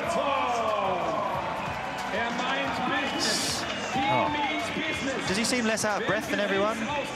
Is he like, Yeah, do you think he's a treadmill warrior as well? Here's a guy in 2018 battled through some serious issues with a rare autoimmune disease that held him back and took him in and out of riding, couldn't figure it out. They finally figured out the whole thing, and Epstein-Barr virus, Hashimoto's disease, cured it, back on the bike, and then started crushing it in 2019 and hasn't looked back since, Matt. It's been an unbelievable story, and if you just look at some of the documentaries.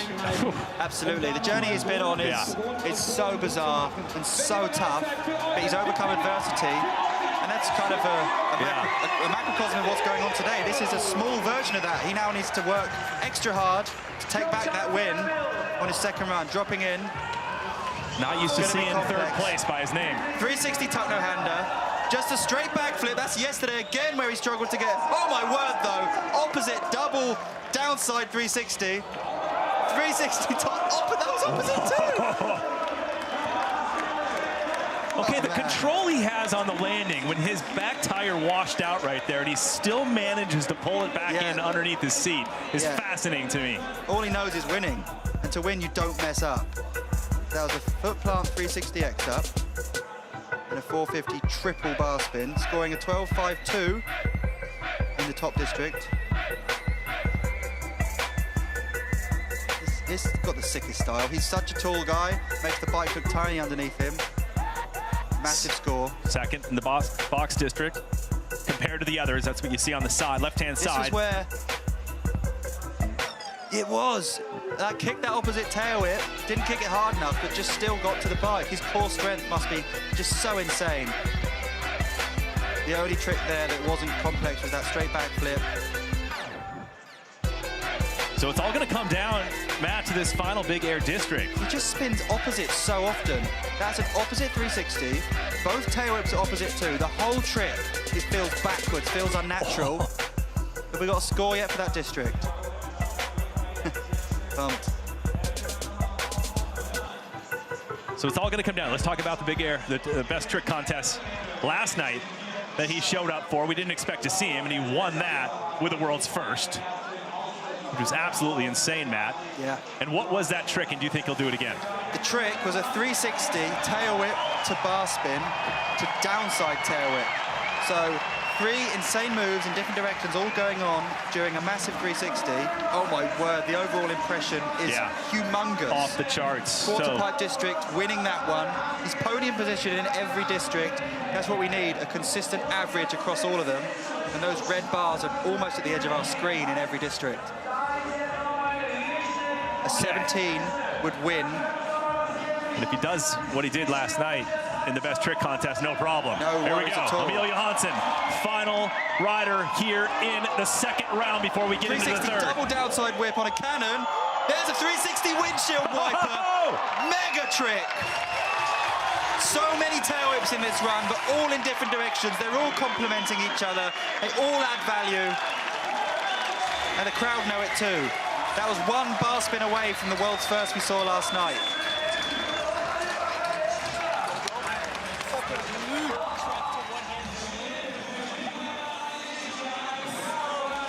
I just love how Nicholi ROGATKIN, he just hangs out down there and just is such a fan of the other riders. He really is. Right now, holding on to the top spot must feel insane. But he caught that tail whip, hung out in the air, miles off the ground for a moment, and then just booted it the other way. So this is a really, really strong run. All right, so 3 runs, and this is the final run in round 2. As we wait a score for Emil JOHANSSON, who was leading after yesterday's first run and then got pushed down to number 3 before this particular run after Nicholi ROGATKIN pulled into the lead. And then you had Erik FEDKO bumping up into second place. I'd say he's absolutely done it. The 360 double downside tail whip on the cannon There's the big air jump at the end, but the big air district is judged on both those features. You need both. Emil knows it. He's so experienced, not only at winning, but at how to win. For me, it's first place.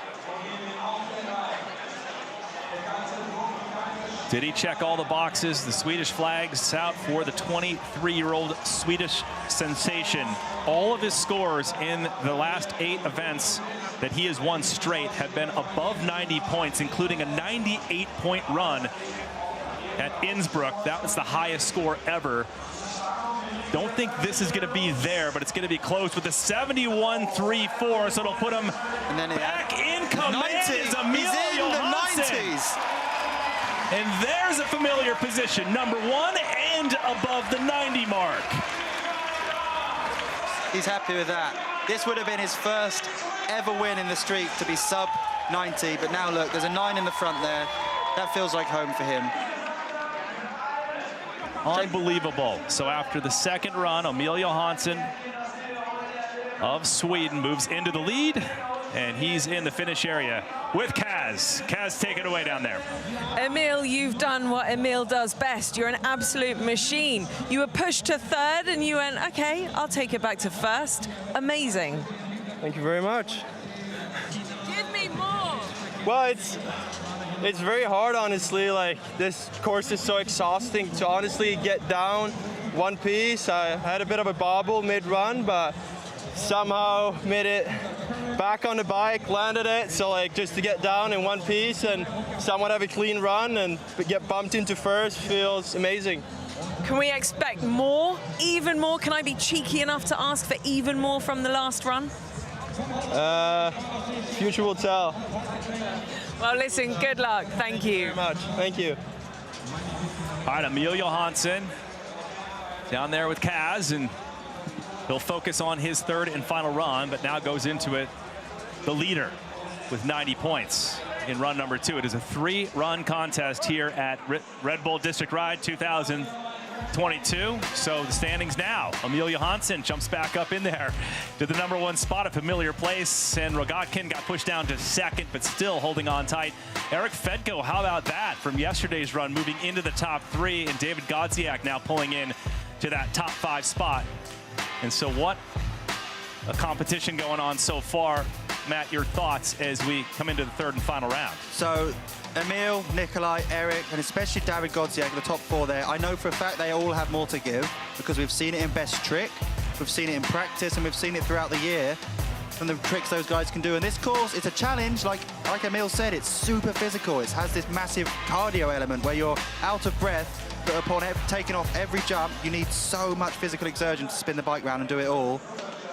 Thousands and thousands of fans, and this is an extraordinary chapter to this city's almost 1,000-year history in Nuremberg. And it's great to have Red Bull District Ride back after a successful event in 2017. And the best freeride mountain bikers on the planet have taken over the historic streets, throwing the most progressive moves and tricks that anyone's seen to date. I think we're going to get a really cool ending. Especially, yeah, Nicholi can put more into this entire run. There's nooks and crannies that just adding some flair, adding some tweak, adding just even a last-minute bar spin. When the points are this close, it's going to upset the leaderboard again. And more than just a main event over the past couple days here in Nuremberg, including many of the top women riders shredding the course. Let's check out a few of those highlights.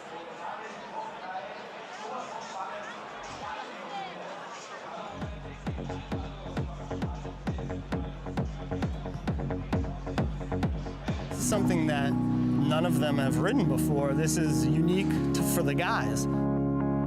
Ich war super nervös und dann bin ich einmal gefahren und dann war alles weg. Die ganze Nervosität war weg. Ich habe einen Lenker in die Hand genommen, es war alles gut.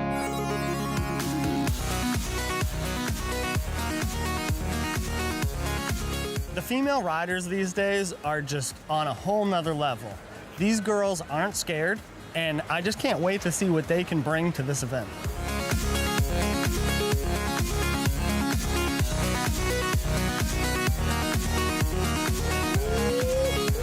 It's a woman's world, and if they want in on it, It's all theirs. I hope the girls have a good time, and I can't wait for the show.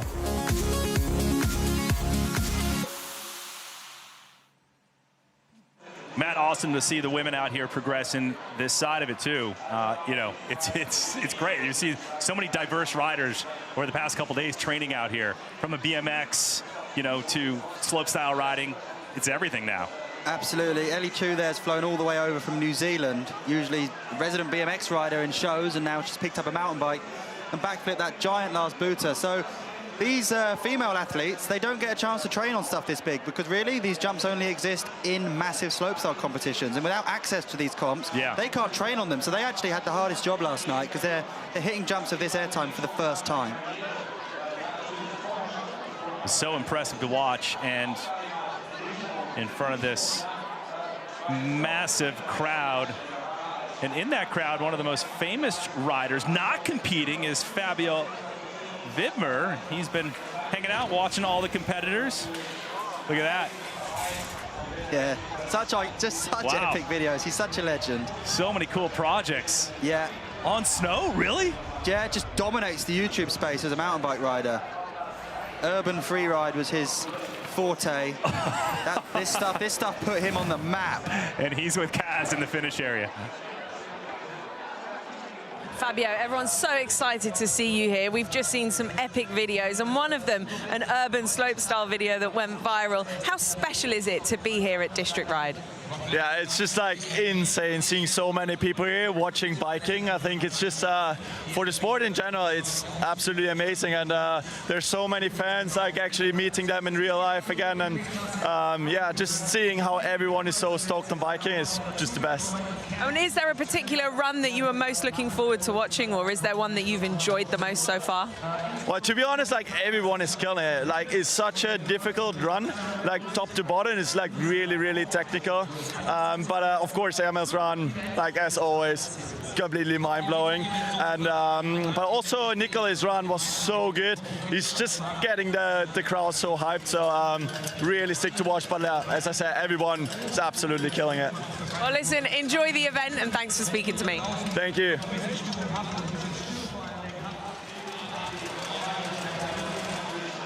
All right, thanks, Kaz. I mean, what a legend. I know. I have to watch more videos. Yeah, his creativity he's brought to those online projects and those YouTube videos is so sick. Really thinking outside the box, and back in lockdown doing videos that some tricks would have taken hundreds and hundreds and hundreds of tries, much like the training required for these contests. So back to the top. Yeah, now we get you back up to speed. So 2 runs down, and the leader now, no surprise, is Emil Johansson after he threw down a 90-point run. And it is the best of 3, and the best so far for this guy, Jakub VENCL, is 65.44. So he needs to blow things up here and get a huge score if he wants to grab a spot on the podium. The oldest rider in the field. Yeah, he's going to be keen to step it up. But he's been around for so many years. I've seen his trick bag vary even over the years. It's just modified it because to keep up, to progress, but he's changed his style. Basket on the first quarter pipe, that's a judged feature. And then we've got the big drop. Flat drop backflip. You have to kill so much speed for this berm. In practice, riders were like completely washing out around it. 270 bar spin. Then we've got the box district up next. So now at this point, just the fatigue that the riders are up against, Matt, what is that like? Yeah, it's been a long week. Practice isn't easy. You've got to pick these jumps apart, figure out the speed. You're going to have had some heavy landings. You also got to walk up this massive hill. Fantastic view there of a fantastic weld. But yeah, it's super physical. It's not just today. It's not just run yesterday. It's not just best trick. It's the entire week. You take a pounding, massive alley-oop toboggan into an awesome flare. This is nice because he's landing so good and going so high, but he's missed a trick there. Took off a little janky and a little unsettled. Here's a guy who started riding at the age of 9 and originally focused on trials riding. Is trials riding still a big thing? People still doing a lot of that? I mean, or is it just transformed into more of the slope style and free ride? Mountain bike trials is absolutely still there. You still see it if you go out among the streets of Nuremberg, Europe, the UK, all over the world. People are riding trials bikes, especially in urban environments. So there's going to be a lot in the crowd today watching. Good to know. I didn't know he was into that. Yeah. Right, so taking a break right here, Jakub VENCL from Czech Republic. This is the third run. If you just joined us, Trace Worthington alongside Matt Jones. Kaz down in the finish area, and Krapke at the top for some interviews, and we get into the district number 4, called the Dirt District. 5 total districts. Tuck no hander on the first, backflip on the first proper dirt jump, 360 inward table. Maybe that headwind's died, or maybe Jakub's just a pump master carrying speed. Backflip inward table. A nice toboggan again. He's really, really, really smooth, showing that he can land well and judge speed really well, but potentially the run just lacking a little bit of difficulty. Castle District. See, this heavy metal that we're listening to is definitely a choice of his. Trash metal. I was wondering what that is. So box district. Well, he missed the tuck no hander there. That's a low score, 8.25 out of 15. I like this one, but then again, he missed a little. Yeah, that's very detrimental to your score. You can't afford to not do a trick at all. He's going to struggle to find enough points in the finish on the Big Air District to bring this up into the top 8, but it might be enough for the top 10. Currently sitting in 12. So the elevator ride up to the top of the town hall. So the top floor, and out the window, one of the offices, is where the riders will come out of and get ready for the 5th district, which is called the Big Air District. So the height, 15 meters, is where that ramp starts. Then off the cannon, try to do something there. Then the riders will launch into the 4-meter high kicker, catapulting them into the air onto the dirt landing for 20% of the score. This was the sort of stuff I used to imagine growing up when I walked through towns and cities. I used to imagine rolling in off of giant buildings and there being a huge jump at the bottom. And now it's a real thing. You get good enough on your bike, you actually get to do it for real. And I'm so proud I was here a few years back to do it, because the feeling where Jakub sat right there is so sick, man. Just the roar and the buzz and the atmosphere just brings out the best in everybody. Jakub VENCL, first to go of 13 riders in the 3rd and final round. And the riders will take the best of those 3 runs, and that will be what determines their position here at 2022 Red Bull District Ride. Emil Johansson has a 90-point run, and he leads. 360 tuck no hander. Oh, I love it, just like Erik FEDKO. Backflip Superman seat grab. Real good extension, hugely stretched out. But obviously a bit disappointed with himself, not on those jumps, but the previous districts, because he's looking for an overall score. A lot of the rotations and a lot of the spins are impressive, Matt, but then when something is just as simple as that, the audience can kind of grasp that a little bit better. I completely agree. Less can be more, especially when you stretch out that far away from the bike. It just looks like you've bailed. It looks like a crash. Bosh, feet perfectly on the pedals.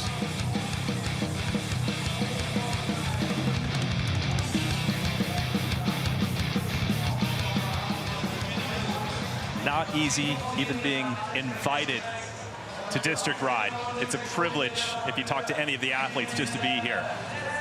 Jakub VENCL, 32 years old. Lukas KNOPF for his 3rd run. Looks pretty chill up there. KNOPF in 9th with a 77.33. So had a huge 2nd run. See if he can upgrade here. Come on, dude. Massive, massive German following. There's the foot jam on the quarter. Techie skate park trick. Truck driver on the first drop. Ripping around that vertical berm. Huge G-force through there. Double downside tail whip.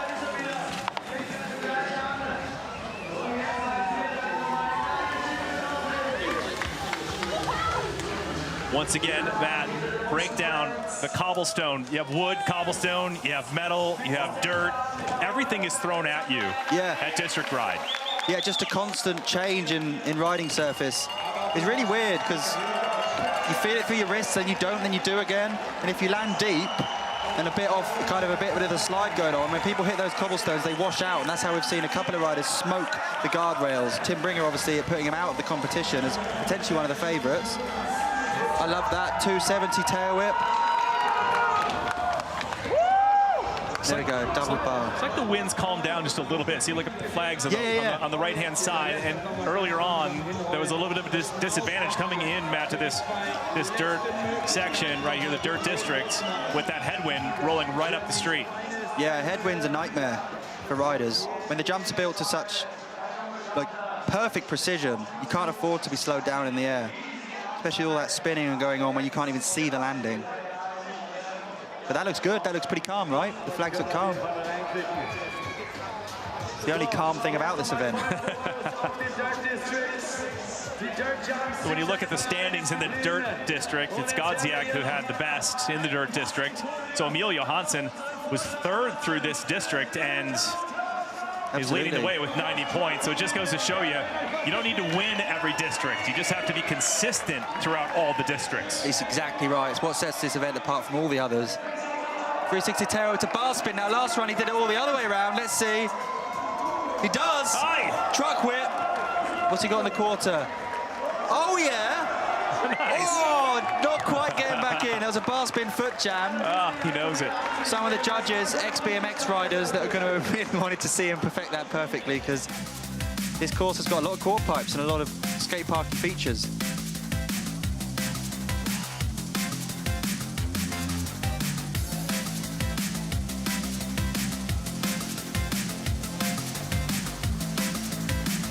The kids look so stoked to get a high five. It's like, is he going to do it? Is he not?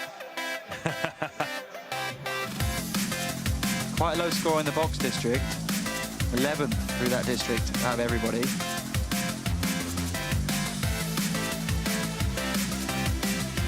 .45, that gives him 6th through the quarter district. Now, I really like this stuff. He hung up a little bit in the first run and the second run earlier today, but doing back-to-back tricks that complement each other is amazing. But still, actually, 11th through the dirt district. Ah, that's because he slipped a pedal, of course, on the foot jam. So look at that, the sea of fans down below. Across both days, yesterday and today, over 100,000 people came out to watch the world's best mountain bike free riders. And today, 70,000 have come out. And a big thanks to Mother Nature for holding out when the rain was expected to come in by now. And that's why one run had to be done yesterday. And now it has turned into a 3-run contest. The best of 3 is what the riders will keep for their final score and determine the podium. But right now it is Emil Johansson with a 90 leading the way. Nicholi ROGATKIN and Erik FEDKO rounding out the top 3. And a 61.22 is what Knopf has coming into the final district number 5. And this district worth 20 points. Very important. And all of the judges will be looking at this. Needs a 19.53, almost perfect, to even move into 5th. So he won't be getting on the podium here at District Ride 2022. And Lukas has got some real big jumps in his backyard and a cannon like that. What's he got on the big one? Backflip, bar spin to tail whip. He does. Oh, man, it almost went through the front door. That's the longest crash we've ever seen. It occurred over like 30 meters. Chest slamming that last bank. But that was a backflip, double bar spin to tail whip. Couldn't have felt good. Didn't seem to shake him, though. No, life would have flashed before his eyes while he was nose riding that landing.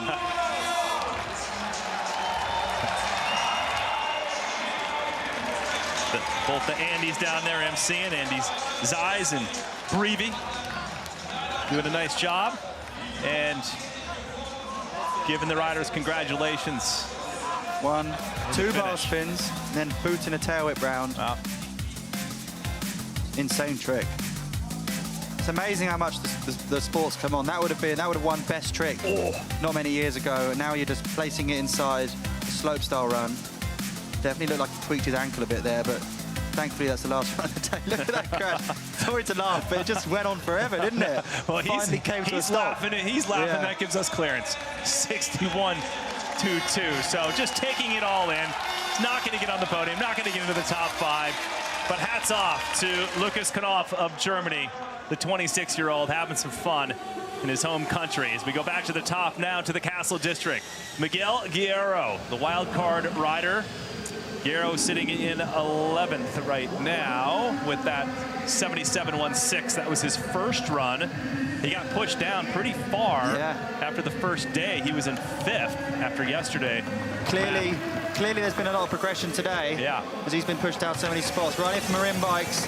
Super tech trick on the quarter pipe there with the tire tap. There it is. 360 double bar spin on the flat drop. Ripping around the berm. Double tail whip. Now we're going to have a lot of bar spins and tail whips, but how's he going to do them? Are any going to be opposite? Are they going to be on unusual features?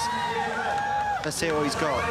16 different features, and I talked to you, Matt, about it. It's the most you've ever seen in any contest. Ooh, slips off the pedals there. And the judges are watching this on video, right? It's not like they're standing in the streets next to each feature. Exactly, they're getting a view on screen, very similar to what everyone's getting at home. They're getting the live feed, so they see what you see, but they're sat in the finish area, so they get a mega view of the final big air jump. Bottom line, they don't miss anything, right? No. You have to have a clean, mistake-free run from top to bottom, from A to Z. Check all the boxes in District Ride if you want to get up on that podium. So he completes the Castle, Box, and Quarter District. Now staged for the Dirt District. And if you're new to this or just joined us, this is the 4th District. There's the drone pilot, look. There he is. There he is, just stood there with his goggles on. He's got his work cut out with the wind, hasn't he? Flying between trees, through archways. Lots of people trying to navigate through. Total pros. So in the Dirt District, the final jump measures at 4.5 meters in height. And that's before here we go. The first 2 booters. Here we go. 5 features to hit. 360 bar to bar back. Backflip bar spin. 360 tail whip to bar spin. Carrying loads and loads of speed. 360 tail whip to bar spin again. And a flare. Landing good. Goes into the town hall. Take a breather in the elevator. Looks like his handlebars got a little bit out of line there, so just gave it a quick boot, straighten it out the old school way. That's how I used to do it. Give a little boot. What's it like going around that wood berm right there? Yeah, that was there 5 years ago too. It's so fast, and you would only need a tiny bit of drizzle for that to be too slippery to get around. That's why everyone was so fearful of rain. But yeah, you get proper G-force. It's like being on a bobsleigh run. Oh yeah, that's cool. We haven't talked about it. I mean, they make it look easy, but you need to be in control. Yeah, and it's just because there's that hip takeoff comes immediately after you're out of it. It doesn't allow you to prepare very well. Yeah. To see how he landed quite close to where he took off there. Some riders are using way more of the landing on those quarter pipes, and the judges reward you for that. It's effectively like use of course. It's using everything you're offered, everything that's been built. You can make your whole way across those landings. It shows that you've had more amplitude, you've gone bigger. There's things like that you might not notice at home, but it's ever so important. 70,000 spectators packing this historic area of Nuremberg, Germany. It's a huge number, isn't it? Yeah, it's a big number. Town Plaza handling it nicely. And you look at the districts, and again, each of those districts, you see worth 15 points, so worth 60% of the score. Then the overall impression worth 20 points, so 20% of the score. So far he has a 55, and probably not going to cut it, Matt, here. No, because he's going to need... Yesterday he got a 77 points, so he can't, with another 20 up for grabs, he can't trump. I mean, he needs a 9.8 just to get into the top 12, so... But this is a wild card rider. Yeah. Oh man, like Lukas KNOPF. Backflip double bar spin to tail whip. Didn't get pedals, but rode away, made it up to the finish. And as a wildcard rider that just needs this valuable experience of these huge events, he's got just that. He's completed 3 full runs of Red Bull District Ride. Ride. To give him some confidence yesterday when he ended up in 5th, right? I mean, with the biggest names right so in much. there. I mean, he beat FEDKO and... Hell yeah. I mean, KNOPF, GODZIEK, everybody. So that must have fired him up as a wild carder. Absolutely. Yeah, to be amongst those names for the first time, but then actually be amongst those names in the standings. Yeah, exactly. Seeing your name on that paperwork. 3rd and final run.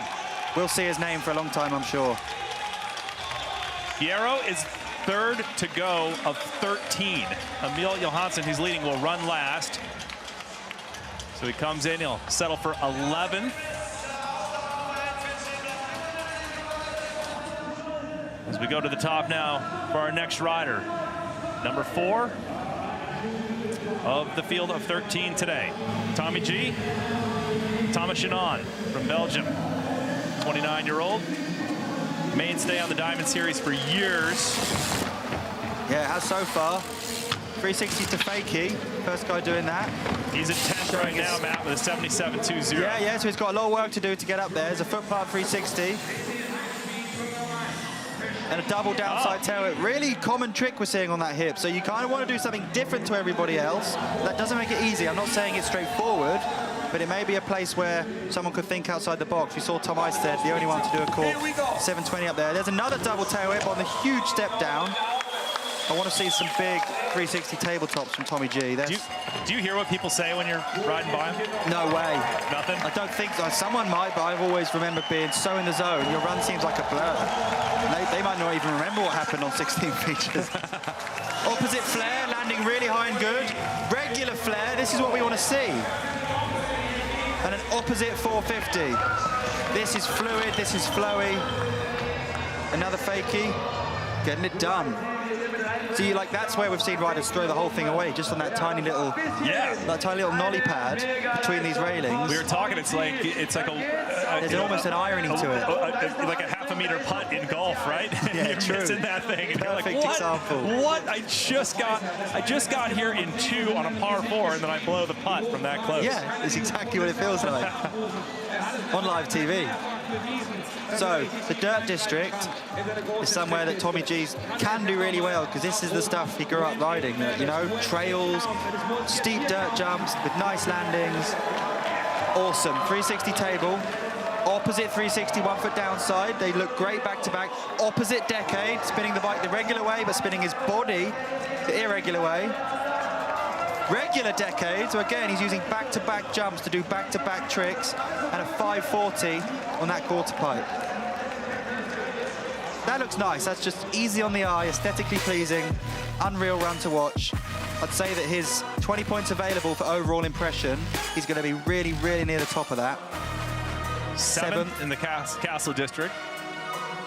So what's cool about this match, just a reminder, when you see that number on the left-hand side, that's where he ranks amongst the districts compared to the other riders. Absolutely. He actually is the only rider I've seen sitting down between a lot of the districts. It's like, I've been doing this job for so many years, guys. Give me a break. Why is the course so long? That was nice for me. Yeah, 2nd in the quarter district. Wouldn't surprise me if this is up there too. 6th, okay, consistent. So we're awaiting overall impression, 20 up for grabs, and of course the Big Air District, where another 20 points can be earned. Out the elevator, tight space in there. Doesn't look in a rush, does he?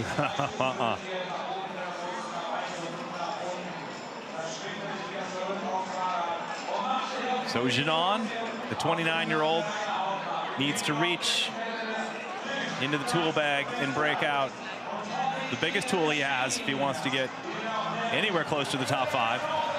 And we'll see the scores and what he needs to even get close to that.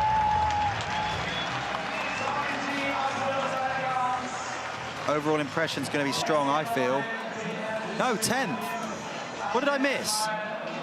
Is it because he sat down? Because he looked tired? Yeah. Honestly, the guy's got such a sick style. That surprised me a lot. I'd like to challenge the judges on that, but that's why I don't have that job. All right, needs a 17.5-1 for the top 5. 360. Oh! Whoa, whoa, whoa, that was a close call. I don't know. That was life-threatening. Do they like a nose manual down the whole landing? They don't, because there's a big case, but his life would have flashed before his eyes there. Hope you get the nosy, huh? Yeah. Yeah, dude. Hope you hold me higher for the nosy, huh?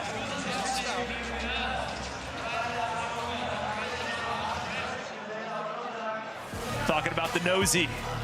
Yeah, this is it. He hung up the back wheel, ejected his weight over the bars. Oh man, if that went any further, it would have been curtains. What do you mean by curtains? I haven't heard that one. They draw the curtains, like brown bread. Yeah. I love it. I'm writing that down right now. Yeah. I'm taking that one. Brown bread dead. But the curtains not closed. Yeah, they wish him on farewell. Genon. Safe and sound. So I'm still talking about it. So Tommy G, fourth to go of 13 in the third and final round. 3 rounds this year at the 2022 Red Bull District Ride here in Nuremberg. A change from 2017 due to a forecasted some weather rolling in today, but not the case. Still 3-run contest though. I thought his overall impression was so much stronger than that. I felt like the style was mega. He went really high, did opposite tricks. I'm not a judge. Yeah, you can have a little word with the judges at the after party. I told you if you get too good at judging, you're not going to be able to be in the broadcast booth. They're going to put you out there. I'm a bit vulnerable right now with a broken collarbone, so props to the judges, though. This cannot be easy, right? I mean, coming in after 2017 and haven't been here since then, and then having to really weigh in and judge these different districts. Absolutely. Can't be easy. So we're about to get his final score. He's going to make up for 78. So he bumped up. He bumped up his score. He's now in 9th. Super solid. Of course, the judges don't judge the entire thing how we're speaking. They actually are split up into groups, so they become experts on each district. So they get to focus really hard. Yeah. Well, once again, big props to the judges keeping their eye on this stuff so closely. It cannot be easy. So right now it is Isted sitting in 8th with that 79.11.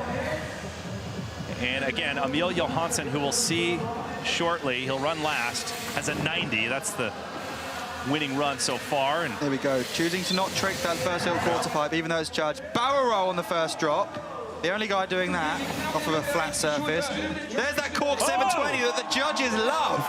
And I'd say he landed even nicer than in the first run. Eyes on the prize, he looks fierce coming into the second district. Can he deliver under pressure, though? Flip bar right there.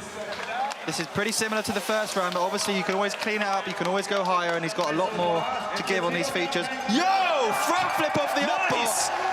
That's a district that let him down in the previous runs, and that would have ramped his score right up. The only guy doing this too, he had to bar spin on the way. Oh no! Missing the flat drop backflip.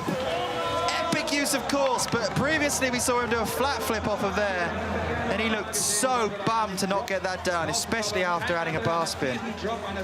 Tom Isted, who again earned that last-minute spot because of Simon Godziek's withdrawal after injury. Yeah. Had an opportunity to come here. I mean, he's just has to be grateful for the opportunity.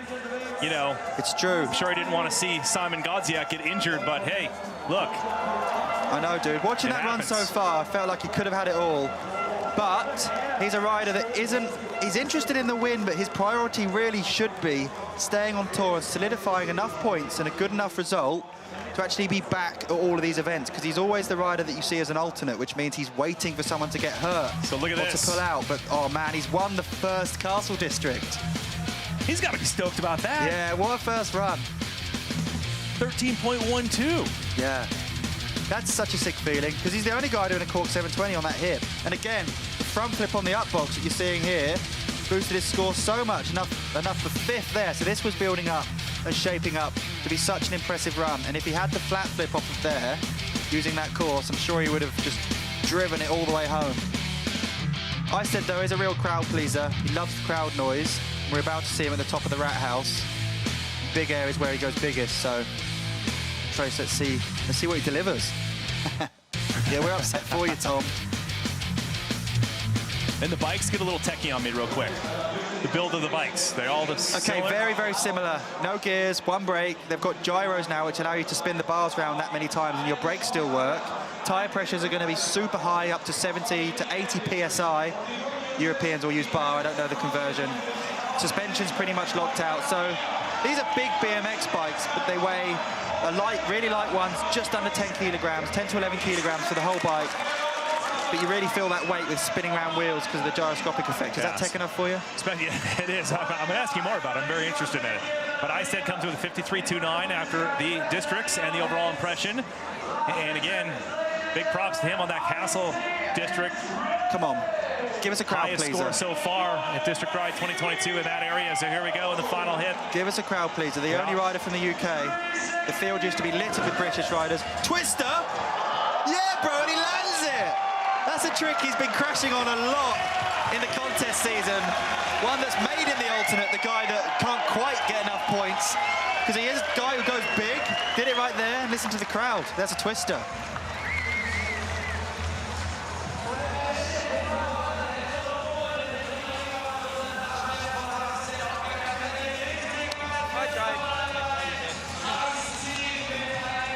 Great job. Yeah, just pulling for his life on this. I got that one right. 3 full rotations. The third one's kind of hidden because you're so corked out. It is a 1080, but it's kind of wrapped up in another axis, so easy to get confused. For those who just joined us, Matt's still bummed at himself for not calling the 1440 that we got through earlier. I will be for months He even muted the mic and said, hey, I'm still bummed about that. I told you, it's all good. There's a lot of stuff going on. Waiting up score for Tom Isted, who is 5 to go of 13. This is the third and final run for the riders. It's the best score of 3 for each of the riders that will count towards. Look at the size of that landing. The final result, yeah. It's not that soft. I mean, it's not fully all dirt, right? Or is it all dirt? No, it's not all dirt. Yeah, so it's just covered with dirt. So it can be pretty solid underneath there. So, all right, run 2 is his best with 79.11. So Isted with the top 10 right now. He's got to be stoked about that. He'll take away the confidence that he won that Castle district, except there's still some riders to go. We'll see if that holds. It slipped through his fingers, but now we've got the Frenchman. Paul Couderc, as I mentioned earlier, the sole French rider, now that Lemoyne and Bringer are out because of injury. Crashes a lot. Known to put down a run or 2 here and there, and if he does, he can easily get into the top 5. He's in the 5th place position so far, so he knows who's coming up. Some other guys and riders that can get into, push him out of the top 5 very easily. Bar spin up there. Flat drop backflip, step through, taking his foot all the way over the frame of the bike, upside down. 450 tail whip. He landed deep. A lot of riders are tagging that landing up high. He landed nice and low, which is more airtime, more amplitude.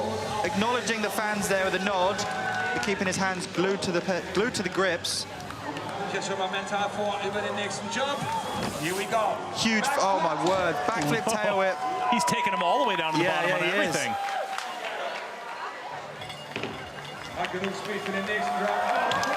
Backflip X up again, no takeoff ramp there, no lip to pop off. You've got to put so much work in, put your weight all the way over the rear axle to load up that rotation. Toboggan landing high, what's he got on the next quarter pipe? Downside tail whip, looking a little bit sketchy on the landing. But still cranked out at 450. The judges will want a replay on that to see how the landing was. And tuck no hander up. Solid run so far. Tackles. District number 1, the Castle district. Then the box district did well there. Took everything to the bottom. Quarter district, pretty solid. We'll scores in a bit. The wind dying down a little bit. Still a bit of a headwind. And now he's in the dirt district. Really creative rider, Paul Couderc. He's released some amazing edits over the years where he thinks outside the box, builds entire courses to make his tricks work. Here, obviously, riding the same course as everybody else. Built and designed by Aaron Chase with an awesome crew to get the job done. And you see this free riding, the slope style, this, in fact, in urban slope style riding, very much inspired by skateboarding. And in his case, he's talking about free running being an inspiration to how he sees this course. Making your way through the streets in the most creative way possible is kind of what how that sport of free running was pioneered. Just having a little bit of a maintenance stop. Not good for your head, that. You want to keep your eye on the prize, keep focused, and almost flow through these districts. How come the night's not helping him out? Yeah, it's kind of, yeah. It's not very night-worthy, is it? So Rogatkin, the overall impression of 19.20 is off the charts. And again, Emil Johansson leading with 90 points. He was second in the overall impression. So once again, a reminder, Matt, you don't need to be the top. No, you don't have to win everywhere. District. You need a good score. Here we go. Fix the seat, dropping into the dirt district. Deep there, had to squeeze a pedal with not much space, but still managed a backflip bar spin. Opposite 361 hand X up. Judges will like that trick. There's the 720, the only guy not doing them super corked out. And a tail whip on the quarter. Big fist pump again. Even though he's got those tinted goggles, he's like, you can see his emotion, can't you? Couderc's fired up about that one. He's stoked about the dirt district. See what he can pull together now for the big air district.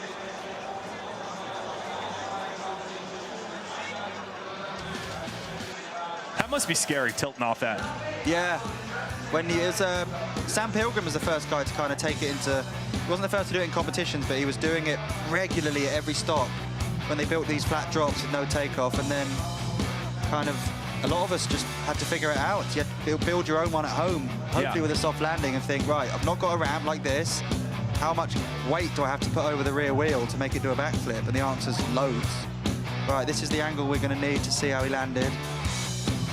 Not too bad, but a little bit rough, and then having to crank hard for the step up. So pedaling, where there's jumps that you don't need to pedal for, like you can see Paul Couderc back there having to squeeze in last-minute pedals, the judges score you down for that, because what it represents is the fact that you didn't land perfectly. These jumps are rideable with no pedals. Obviously, if you want to go extra big, you need to stick a few in, but it's a kind of a really obvious way of seeing that a rider's landed not perfectly, because you have to add speed, you have to put the effort in yourself. And you're judged down for it. See it, people down below, yeah.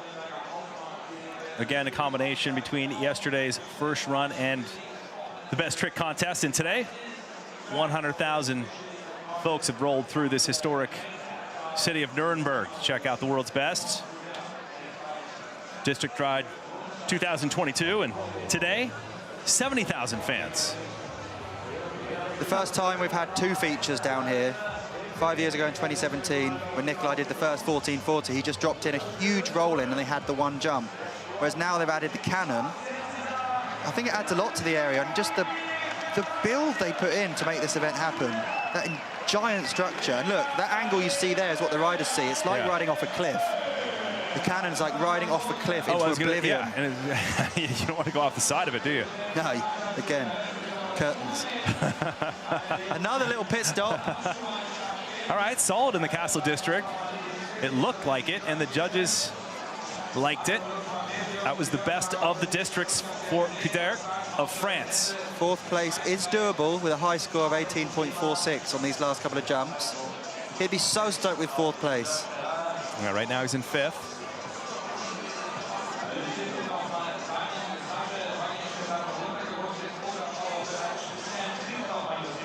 Trying to push Dawid GODZIEK out of that fourth place spot. GODZIEK with an 82.45.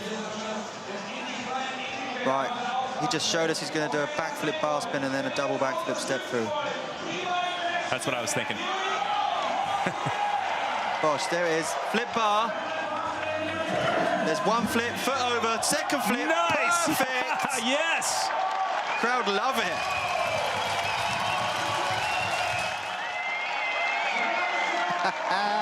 Paul is pumped, as he should be. Getting it done, and if you're going to put on a show, do it in the Big Air District. Yeah, that's the feeling right there. It's like accomplishment and the ultimate reward, but also I just escaped with my life.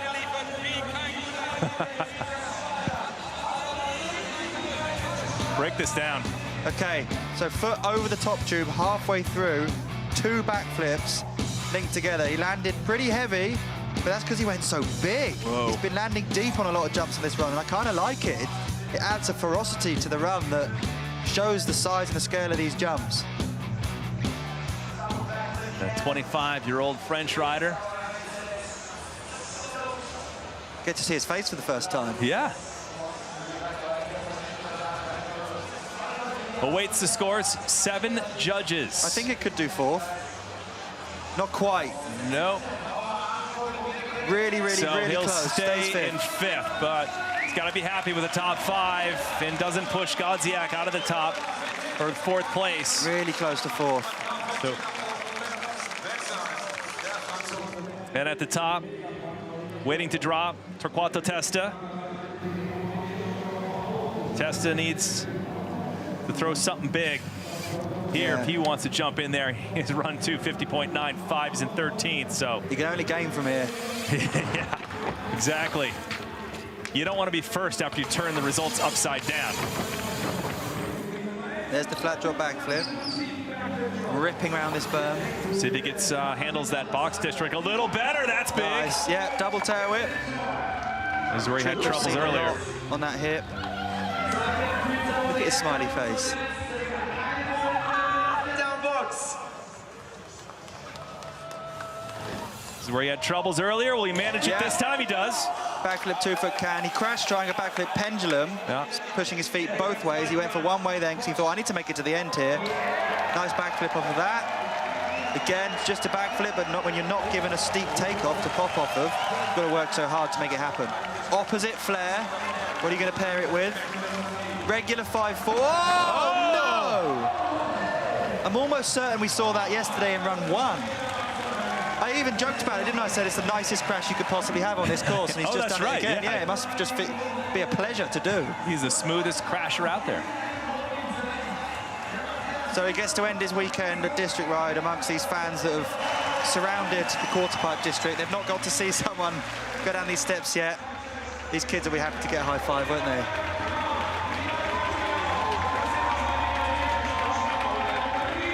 See what the scores are here in the Castle District. Get it done. That was impressive right there. Lots to squeeze in. Rolling through, and again, a reminder, this is where he had troubles, crashed on the 2nd run. 3rd, nails it. Yeah, it's so narrow. You go from a real wide takeoff, wide landing into this narrow street. Oh, just slightly under-rotated, leaning in away from the 540. Again, the size of these features that they've built for the riders, it feels like anything's possible. It's so big.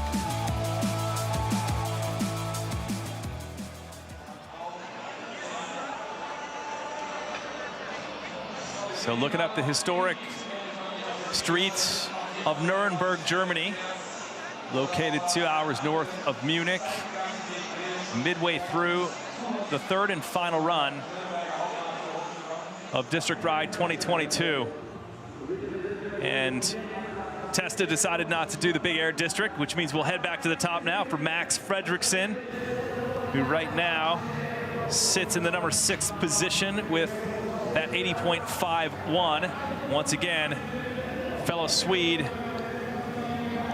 Emil Johansson leads the way with 90 points. 6th is really strong for Max, but we know he can do better. Expect style and fluidity from this guy. The classic Swedish style, paying homage to Martin Soderstrom, the first legend of slopestyle out of Sweden. 360 double bar spin there.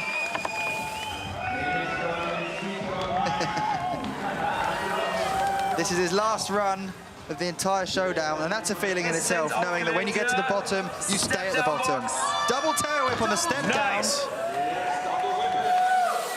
Bombing through these cobble streets, getting rattled to pieces. 360 tuck no-hander, I like that. Slightly different approach to a lot of riders, going for a no-hander instead of things like a bar spin.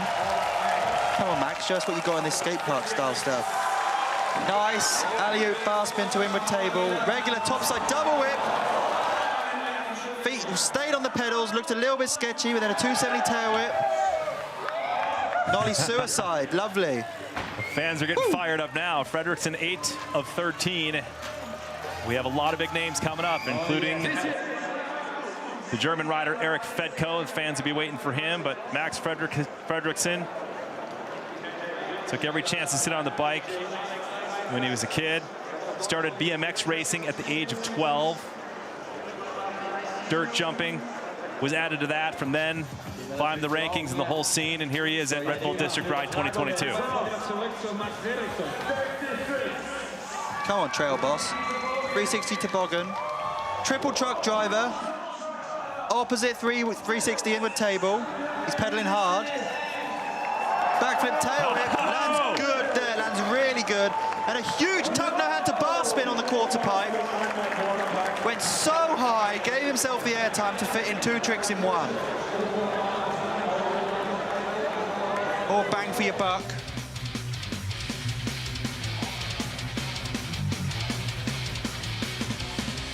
Judges give 9th place, 11.70 in the first of 4 districts, the Castle District.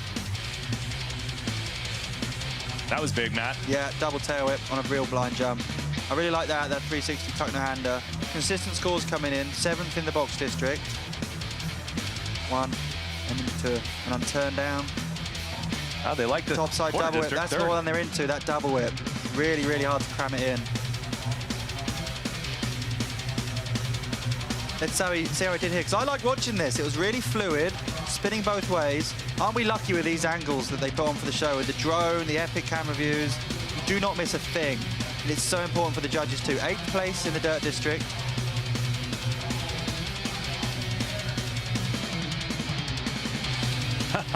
Yeah, man.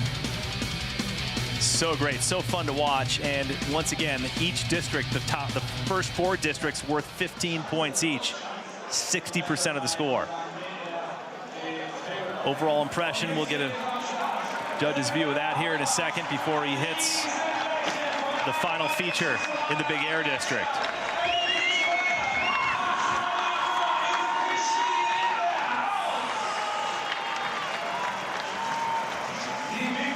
And this is what it's all about, getting the fans fired up here in the 5th district. So 66-12, not bad for Fredriksson. He's going to need a 19-2 for a top 3. I think he's going to beat his first run, though. 1, 2, get the... Oh, he missed the tuck no-hander. That's going to damage his score. What a shame. He had everything lined up to trump his previous runs. But that still survived District Ride, which was supposed to be a 2-run event. We had 3 runs. So it's been an emotional roller coaster for a lot of the riders coming here, expecting probably for the whole of the contest to go down today. Yesterday evening, with potential impending rain, they had to put on a show for us all yesterday too. They had their work cut out. Backflip double bar spin, he tucks the bars into his lap. Here, that's where you'd usually take your hands off. And he had so much time for a big no-hander, but missed it. Which is so frustrating, because you just kick yourself, thinking, I had time, why didn't I do it, why didn't I do it? Still going to be a solid score, of course, because all the other district scores are locked in. They don't change. Including the top score by Emil JOHANSSON, who we'll see shortly. 90 points. And that is the score to beat to get into first. But he's going to need something big to get even into the top 3. So what's he adding or up? top 5 at this point. 15 in the Big Air District, which totals 81, so still his best score. But 6th is the best Max can do. But he's going to be so stoked with that. Honestly, he's a rider that has had so much challenge over injury, concussions. He's missed massive, massive spells of events. 6th is going to feel really good. Yeah. Buzzing for Max. So Lukas Huppert now ready to drop. So Huppert sitting in 7th after the first 2. With that first run yesterday of 79.28. See if he can upgrade. We absolutely know he can. The youngest rider in the field. What's it like being the youngest rider in the field, man? Have you ever been in that position where you just come in and you see all these stars and you're the youngest guy? And yeah, I was at one point for a short time in 2011. But you don't really talk about age. Everyone just feels like part of the crew. Bros, yeah, absolutely. Oh man, he's off. Is he gonna come off? Whoa, he's in the bales. That was a car crash.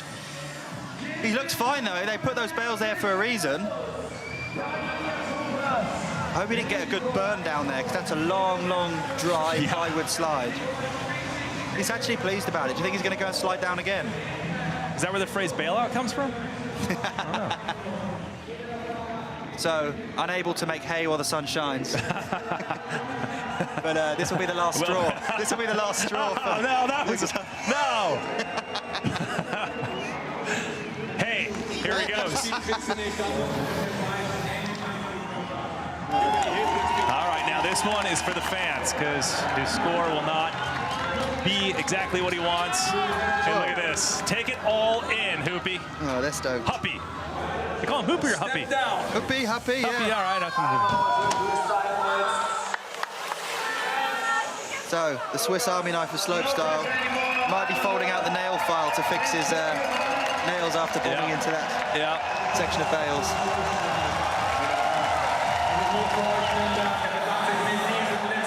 Need to break out the bigger Swiss Army knife for the next district ride, but right now really enjoying the scene as 100,000 folks have come out to see the world's best over the past 24 hours and just loving it. And the riders are so generous. Look at that right there. That's a good sign of appreciation that all the riders have for not only the workers, the people who made it happen, and obviously the fans out here who traveled a long way, most of them, to come see these guys. And you have to give big props to all the riders for that. It's not every day you get to hug a knight, is it? No, no. I might have to go out there afterwards, see if I can get one. Whoa, when you get close to the edge of these landings, it looks terrifying. One of the obvious questions, Matt. Yep. Training, behind the scenes. How many hours do these guys put? I've watched videos of you. Yeah, it's just relentless. trying one trick, and it took you like, I mean, weeks. Yeah, it did, yeah. A few years ago, I took on a project to do some world's first and managed 2 of them, and it was absolutely weeks in the making. And that's like learning every trick, really. So everything you're seeing today has been, none of this stuff works first go. It's been weeks or months in the making for one trick, and then you get given 16 features, and you think, oh man, like how many tricks do I need to learn to make it in these slopestyle events? Right. So that's where the opposite stuff comes in, because you can learn a trick one way and you kind of master the muscle memory of it, and then it kind of makes sense to start learning it the other way, because then you get 2 for 1. You get this 2 for 1 effect that not only works well for you and your time, but it works well for the judges too. So yeah, training is everything. And then finding your moment, because it could be weeks or months, I've had it, where you've got a trick in the bag that you know you've got locked in at home, but it might be a long old time till you get given a feature where it's going to work. That can be stressful, because you think, I want to drop this thing, I want to unveil it. When are they going to build a course that works for me? District Ride is that one, though, with the air time on the final jump. Yeah, I can imagine. Hence all the world's firsts. Last night in best trick, 1440 today in a contest run. Second time it's ever happened. 5 years ago it happened here, and again 5 years later. So no contest offers the airtime for Nicholi to do 4 spins. Shame I didn't spot it. That's still hanging. Yeah. Lucas Huppert, this is what you need to do. I mean, you toss your run away. You're going to keep your other score as the best of 3. Now it's just time to put on a show. Lucas Huppert, the Swiss rider, the youngest on the field, 22 years old. What does he have for us? Just a big, smooth backflip, Superman seat grab, yeah. Some boy, he's done it. That's District Ride. Ticked off, done and dusted. And with 2 more diamond stops to go this year, he's fit to fight for those big crankwork stops later in the year. Love that trick. A few riders have opted to do that. It's so photogenic. Big extension tricks that aren't as complex, but I think the crowd and the audience, you guys at home, can make sense of how epic that is, how high they are off the ground. Yeah. You talked about this being the... live for that. I love it. Yeah. He's buzzing. So clearly, he'll keep his first run from yesterday at 79.28. You mentioned this, Matt, being the 3rd Diamond Series event of 5. You have the Crankwork Slopestyle in Australia on October 8th, Max's Slopestyle in New Zealand on November 12th, so that'll be a big show. Yeah, long old year. When you head to the Southern Hemisphere and you need their summer, you end up riding in the winter. All right, so Godziek's now searching for a podium spot. He's the guy in 4th with that 82.45.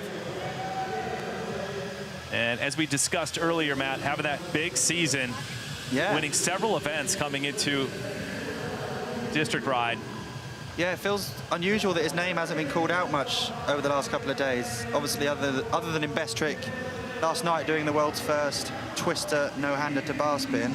But here we go for the folks who need to get caught up. 4 riders left.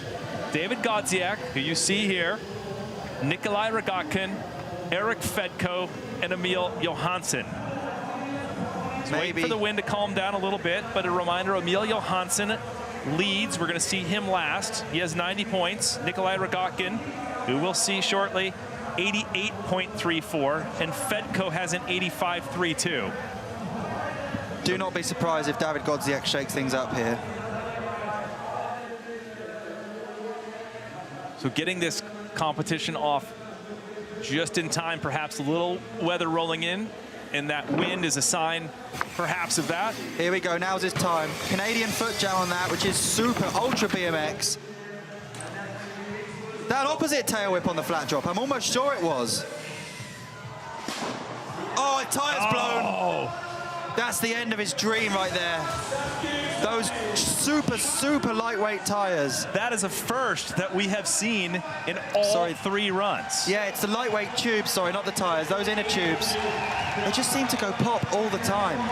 We know they're the lightest solution to lightweight wheels, and spinning wheels is a problem because of the law of physics on mountain bikes, but it's not enough of a problem that you want to throw your entire run away from a burst tire. So this means GODZIEK will stay in 4th with that other score that he had of 82.45. So the top 3, by the way, are now set based on this run, but we just don't know what order that will be in. But for sure, JOHANSSON, ROGATKIN, and FEDKO will hit the podium. Whoa. Skidding into cobbles with no air in your back tire.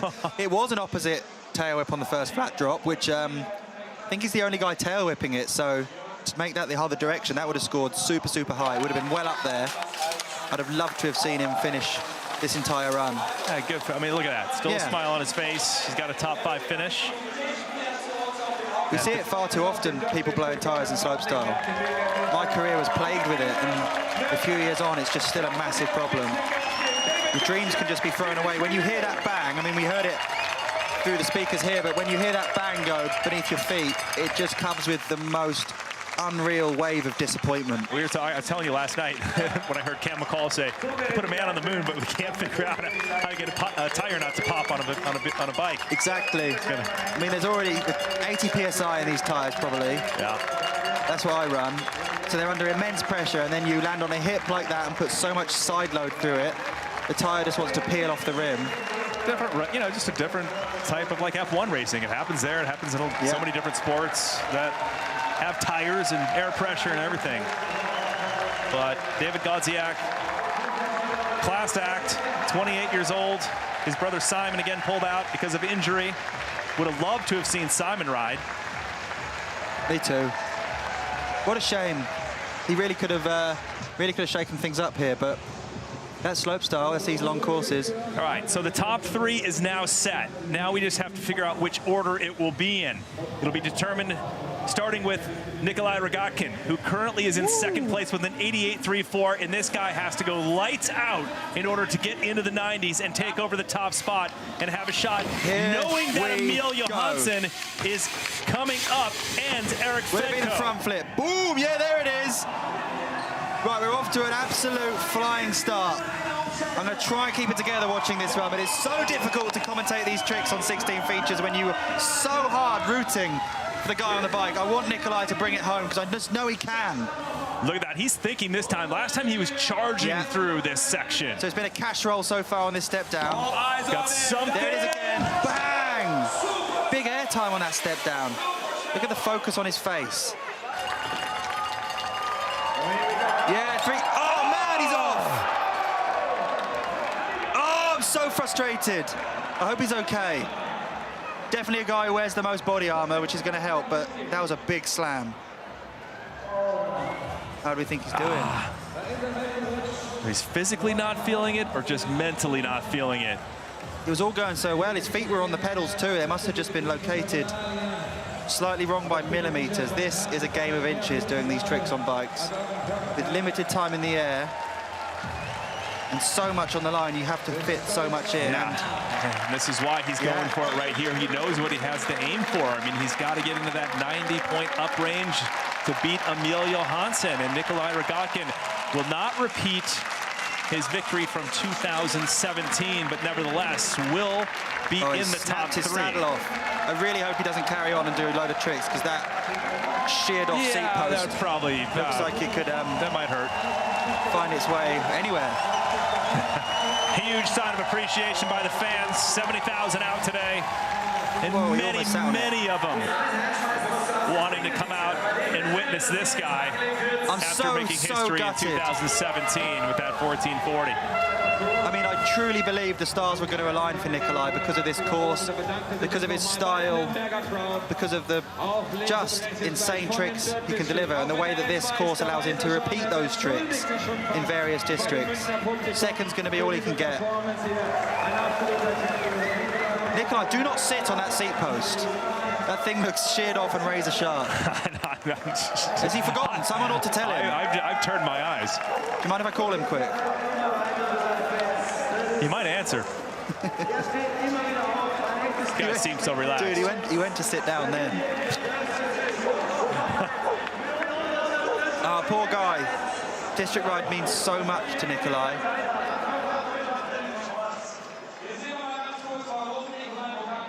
And look at this again. The scene behind the scenes. Huge appreciation again to all the folks and people who are helping out, volunteering, doing a great job, making these guys feel at home.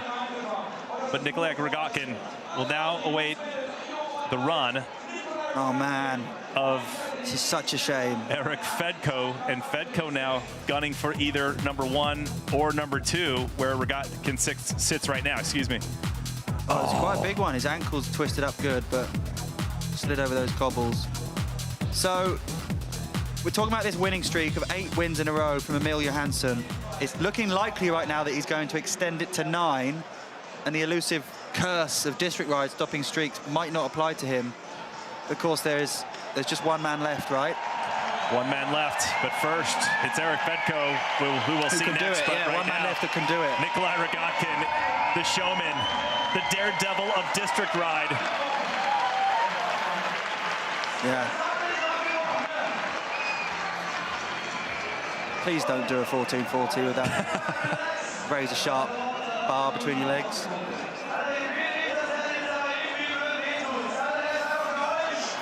What a hero, what a legend. Exploded onto the slopestyle scene. Fiercely. Oh my goodness! What are you, please? He's a maniac! All eyes on the seat post. Yeah, that's because he does those tricks for breakfast. Yeah. Andy Brewy there, like, lost for words seeing the equipment he's riding. Imagine, like, crack it, snap the crank. That's going to be good. I'll take it. You'll take it. Wow.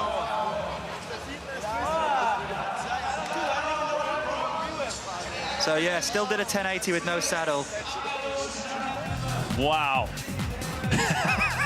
The biggest stunt of the 2022 Red Bull District got a new Ride. trick, the twister no saddle. That is a new trick. It's a world's first. Yeah, the 1440 might have had an extra spin, but that one there's a razor blade between his legs. All right, so look at this, and you have Emil Johansson at the top, and word just in that Emil Johansson, excuse me, and Erik FEDKO perhaps might not take their last run and settle in where they are on the results and maybe just take a little fun lap down. We'll see what happens.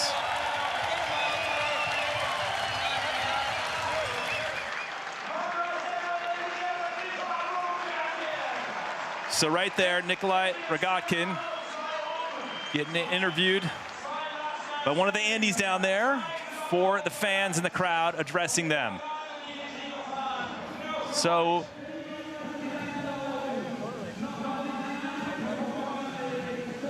2 to go. You have Fedko and Emil Johansson.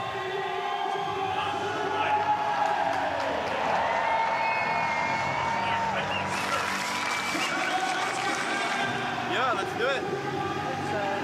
So looking at them both there sat together, it's looking like they might be doing a glory train down, yeah, right? we're just waiting. This should be fun, but maybe if they're going to do that, maybe they're going to bail on their last run. Fedko would be okay with his 3rd place finish, and Nicholi ROGATKIN, hey, he'll be happy that Fedko decided not to take a run, and ROGATKIN will take 2nd. Emil Johansson, yeah, they're going to do have a little fun ride here at Red Bull District Ride 2022. So means Fedko and Emil Johansson.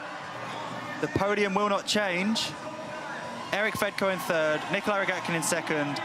And your favorite, the crowd favorite, probably the most likely guy to win statistically, Emil Johansson, is going to continue that 8-win streak with another event, 2022 District Ride, the first time winning a District Ride. He's going to extend it to 9 events. But poor Nicholi. He really could have shook things up, and he did for a while. Yeah. He put the cat amongst the pigeons. He made Emil work a little harder than normal.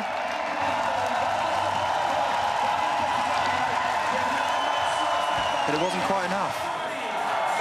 I mean, if this just doesn't show sportsmanship, camaraderie, and friendship, just really gives you an idea, Matt, and you're part of it.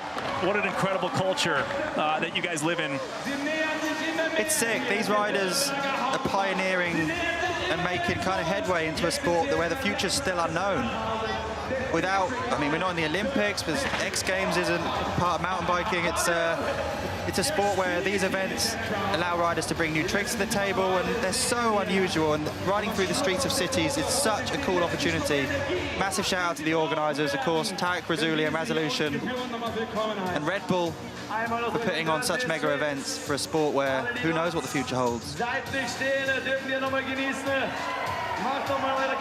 let's just take this all in. Andy Breivy, Andy Zeiss, the MC, is doing a great job down there. We'll let them take it through this.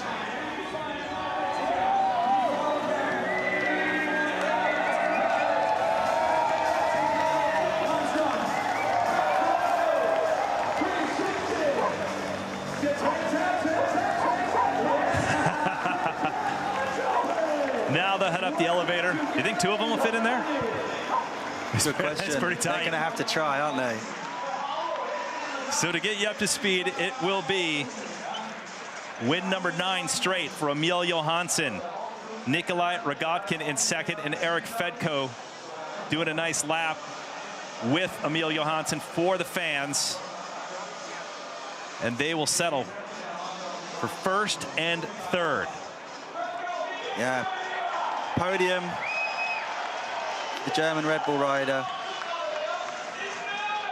If you were FEDKO, would you have taken your 3rd run? Or would you have, I mean, what you saw him and you know his potential, Matt, I mean, did he throw everything he had in the tank in run 2? No, he missed a couple of bits, but it's not about just those jumps. It's about repeating everything else you've already done, isn't it? It's like, okay, I wanted to make some improvements, but I've also got to bolt that onto everything that was already so difficult for me. And I think there was quite a points difference between him and Nicholi, so it's not like he needed to make small, minor changes. He needed to make entire upgrades. Exactly, 3 points, that's big. And 3rd's 3rd. And the season's not over, too. The fact that Erik's dropping in 2nd to last is because he's 2nd in the point series, okay? So there's all to fight for this year with 2 crankwork stops to go, and that has to come into your head. It's not the only event of the year. But Emil, just an unstoppable force of slopestyle, who gets to continue to inspire people with more victories. This makes it 9, which means 2022 could be the year that someone takes 10 entire wins in a row. Yeah, you know, it's like... Yeah, I mean, it's record-breaking. He's right up there. When you look at other sports and everything else, I mean, it's not easy. And with everything that could go wrong in one competition, and for Emil Johansson to continue to have that consistency, it could be a blown tire. It could be, you know, his injury that he had prior to Joyride. It could be so many variables, and he's stuck with it and won 9 straight. And in any sport outside of mountain biking, that is unprecedented. And these events are not every weekend. 5 diamond stops this year, so for someone to do the same again, it won't happen for 3 or 4 years, so Emil's going to be the GOAT, the greatest of all time. in slopestyle for many years to come. And of course, nice of Emil to share the spotlight, too, with Erik FEDKO in his home country. That's pretty cool. He doesn't have to do that. He could take it all in. He's won it. 9th straight. Matt, he could take it all in and be selfish, but no, he's not. Wouldn't you want to stand next to those pants or trousers, though? Yeah, you know what? Eric's sharing them with Emil, too. He didn't have the balls to wear them, but he stood next to him. That helps. Added value. Listen in.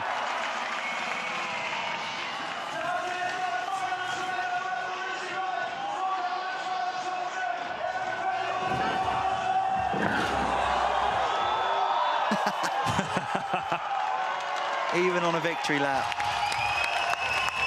What a show.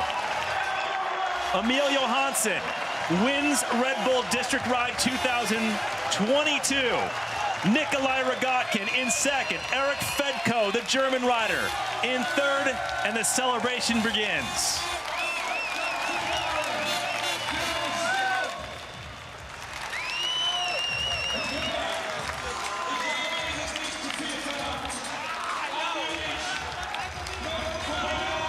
Nicholi's got excitement but frustration too, Bill. You can see it in his face, can't you? It's like, I'm stoked, 2nd place feels amazing, but this is my event. I won it last time.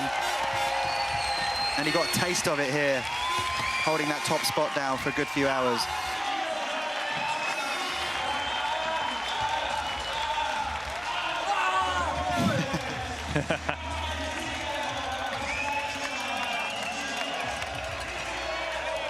Woo, what a show.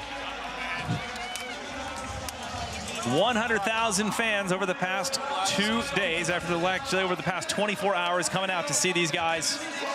70,000 today.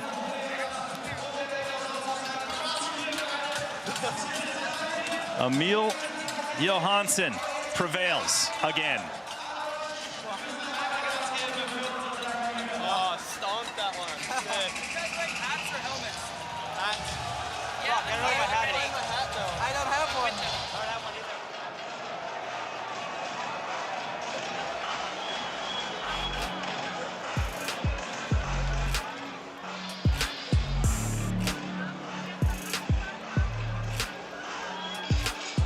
Pat, you hit the nail on the head. Best 3 words. You said, what a show. And that it is. And look at that. Party time. Celebrating the win, Emil Johansson, number 9. Yeah. Let's head down to the finish area and catch up with Kaz. She's in the celebration area with Erik and Emil.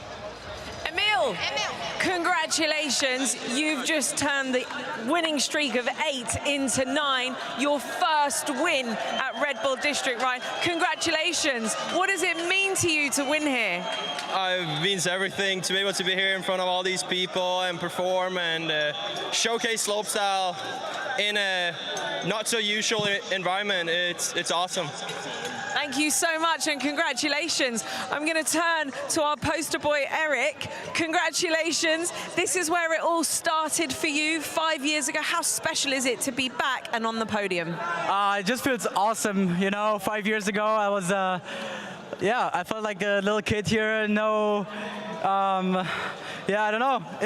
I have no words, but it feels super good to be back. And I mean, this crowd is just amazing.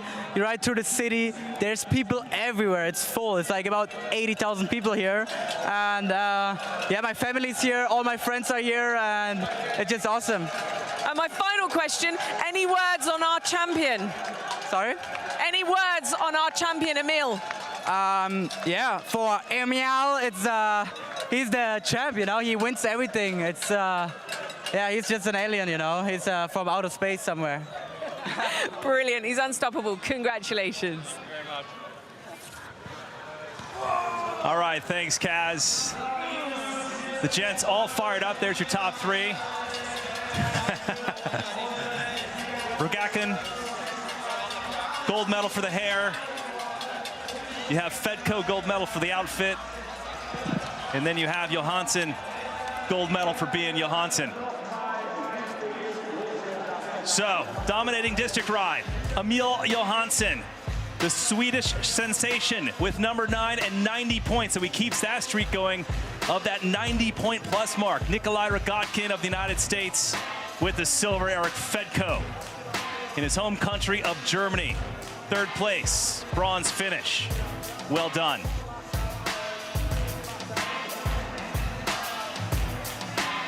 And again, a privilege for all the riders just to be invited, Matt, to this prestigious event. Yeah. So you look all the way down to 13th, and even Testa just getting into this position. You're not really last if you get invited to district ride. Top 13 riders in the world Yeah. are here competing. One winner, but they're all survivors of such a complex event with such complex format. Difficult conditions too, not knowing what's going to happen with the rain. Everyone had to battle through that emotionally, and here we have it. And because of that, we had a 3-run contest.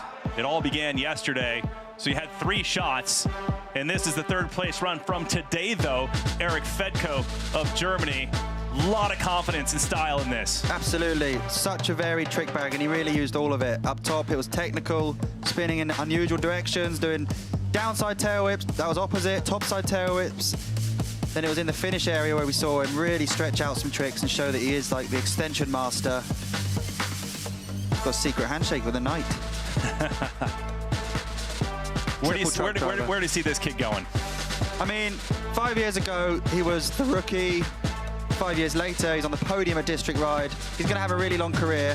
It's tricks like this, I think, that make him the crowd favorite too. Everyone can relate to that. It's so understandable.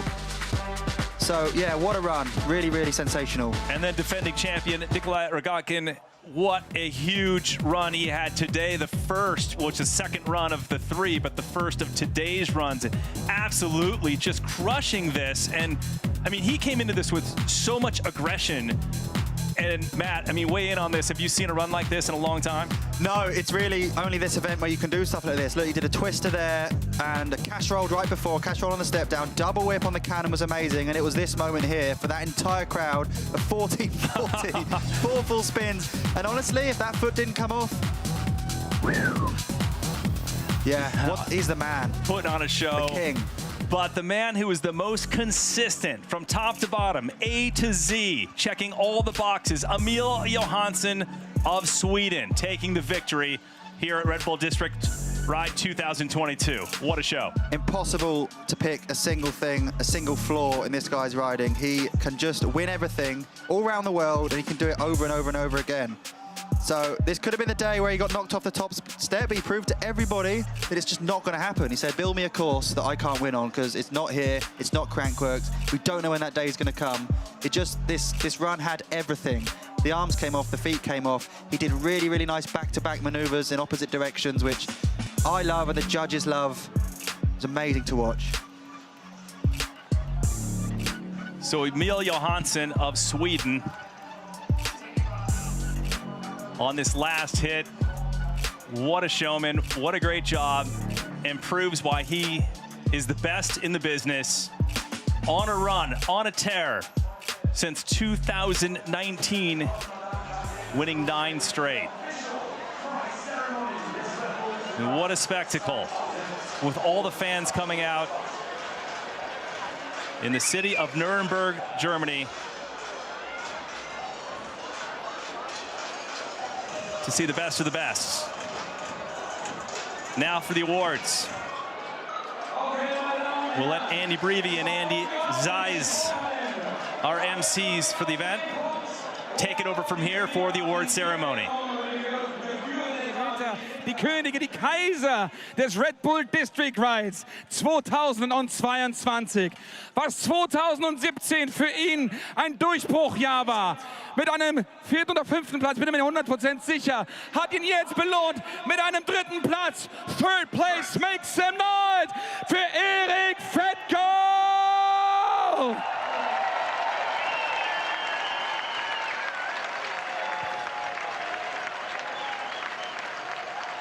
Rauf aufs Töpfchen mit Freddy. Da lässt er sich feiern. Und hier kommt die Trophäe. Wird die Trophäe überreicht. Da ist das Ding! FEDKO!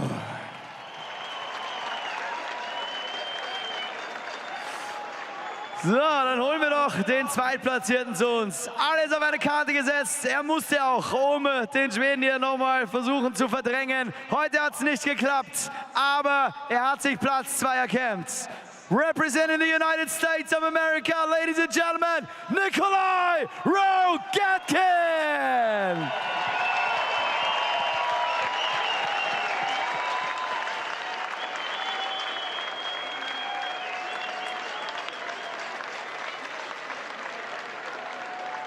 Da gibt's die Trophäe. Einmal noch nie hören, ich will euch nochmal hören für Nicholi ROGATKIN.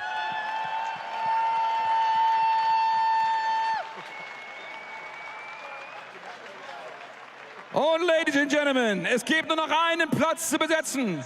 Und das ist der mittlere Platz, der erste Platz. Und clap your hands together for the 2022 Red Bull District Ride Champion, Emil Johansson!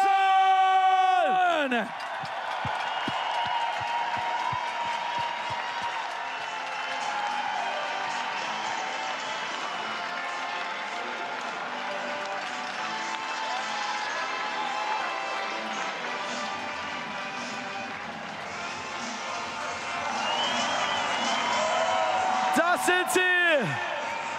Die Top 3!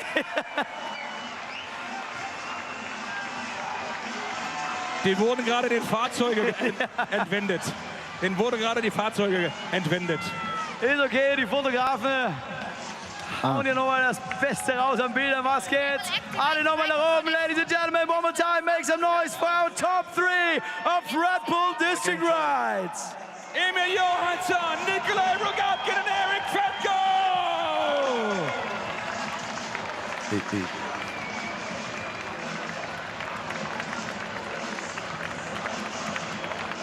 Jetzt gibt's noch Champagne. Andy, ich würde sagen, wir bringen uns ein bisschen in Sicherheit. Nix da, ich hab Durst. Hast du Durst? Ja. Ich freue mich auch schon auf den einen oder anderen Weizensmoothie. Aber das ist die verdiente Champagne-Schauer. Die haben hier heute Schwerstarbeit geleistet. Und dann schon die letzten Tage über mitgezählt. Erik FEDKO, Nicholi SOV ROGATKIN und Emil The Goat Johansson. Liebe Leute, Shoutout an alle unsere Partner, alle unsere Sponsoren, alle Leute, die hier mitgewirkt haben über die letzten 2-3 Jahre Vorbereitungszeit. Maximalen Dank an die Stadt Nürnberg, die uns immer willkommen heißt mit offenen Armen. Wir gehen jetzt ein bisschen Party machen. Andi Brevi, es war mir ein absolutes Fest.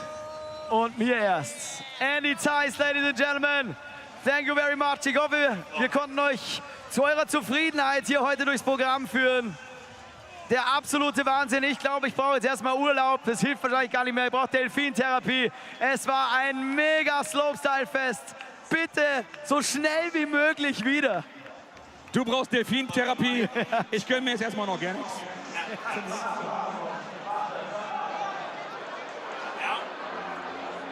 All right, great job, guys, and that's a wrap from the commentary booth. I'm Trace Worthington. Thanks for checking out Red Bull District Ride 2022, but it is not over. Let's now head over to the finish area to close out the show and get final thoughts with Kaz and Matt.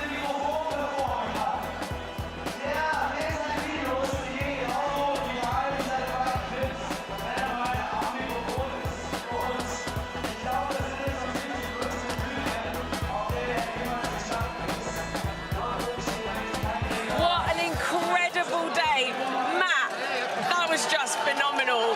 What were your favourite moments? So which run did you enjoy the most? The entire show, the entire performance was just so thrilling to watch. For me, it was Nicholi's run. I love the explosive nature of everything he does, top to bottom. And this course is so perfect for him. We saw twisters, cash rolls, the 1440 on the last jump. I'm so gutted he didn't manage to win, but actually Emil was just the man. No one can compete with that guy.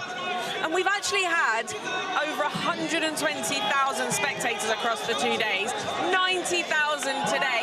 How much of an impact do these fans have have on the riders? It's a huge number. I can't describe the impact it has. It's astronomical, especially here in the big air district. It just pumps you full of adrenaline and unleashes the best in everybody. It's the reason District Ride does this. You get world's first runs in finals runs on days that it just shouldn't deliver this much action, but it does. It's so cool, and honestly, half of it's thanks to the crowd, yeah. Well, you can see that the atmosphere is clearly building here, and if you've got an itch for more bike action, then make sure you speak and you tune in to Rob Warner, who's in Italy for the UCI. Rob? Where we've just an amazing Mercedes-Benz UCI Downhill World Cup season. Tomorrow we'll complete 2022 with the cross-country races from here.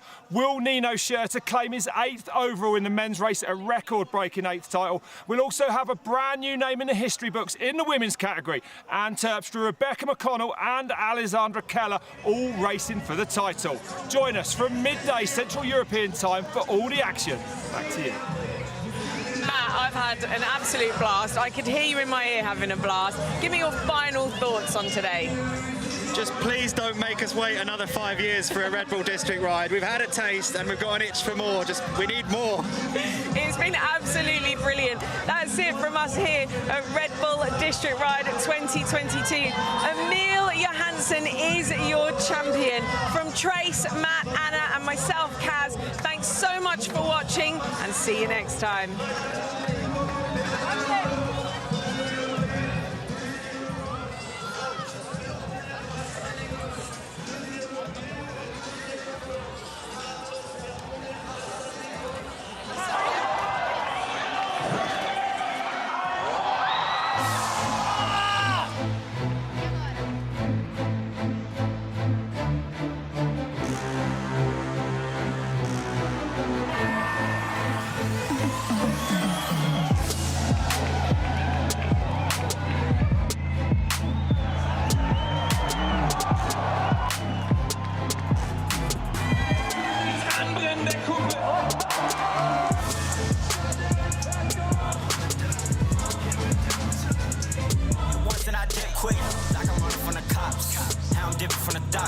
They want it on top of the yacht and back on the low on a cot. You gotta know that I'm a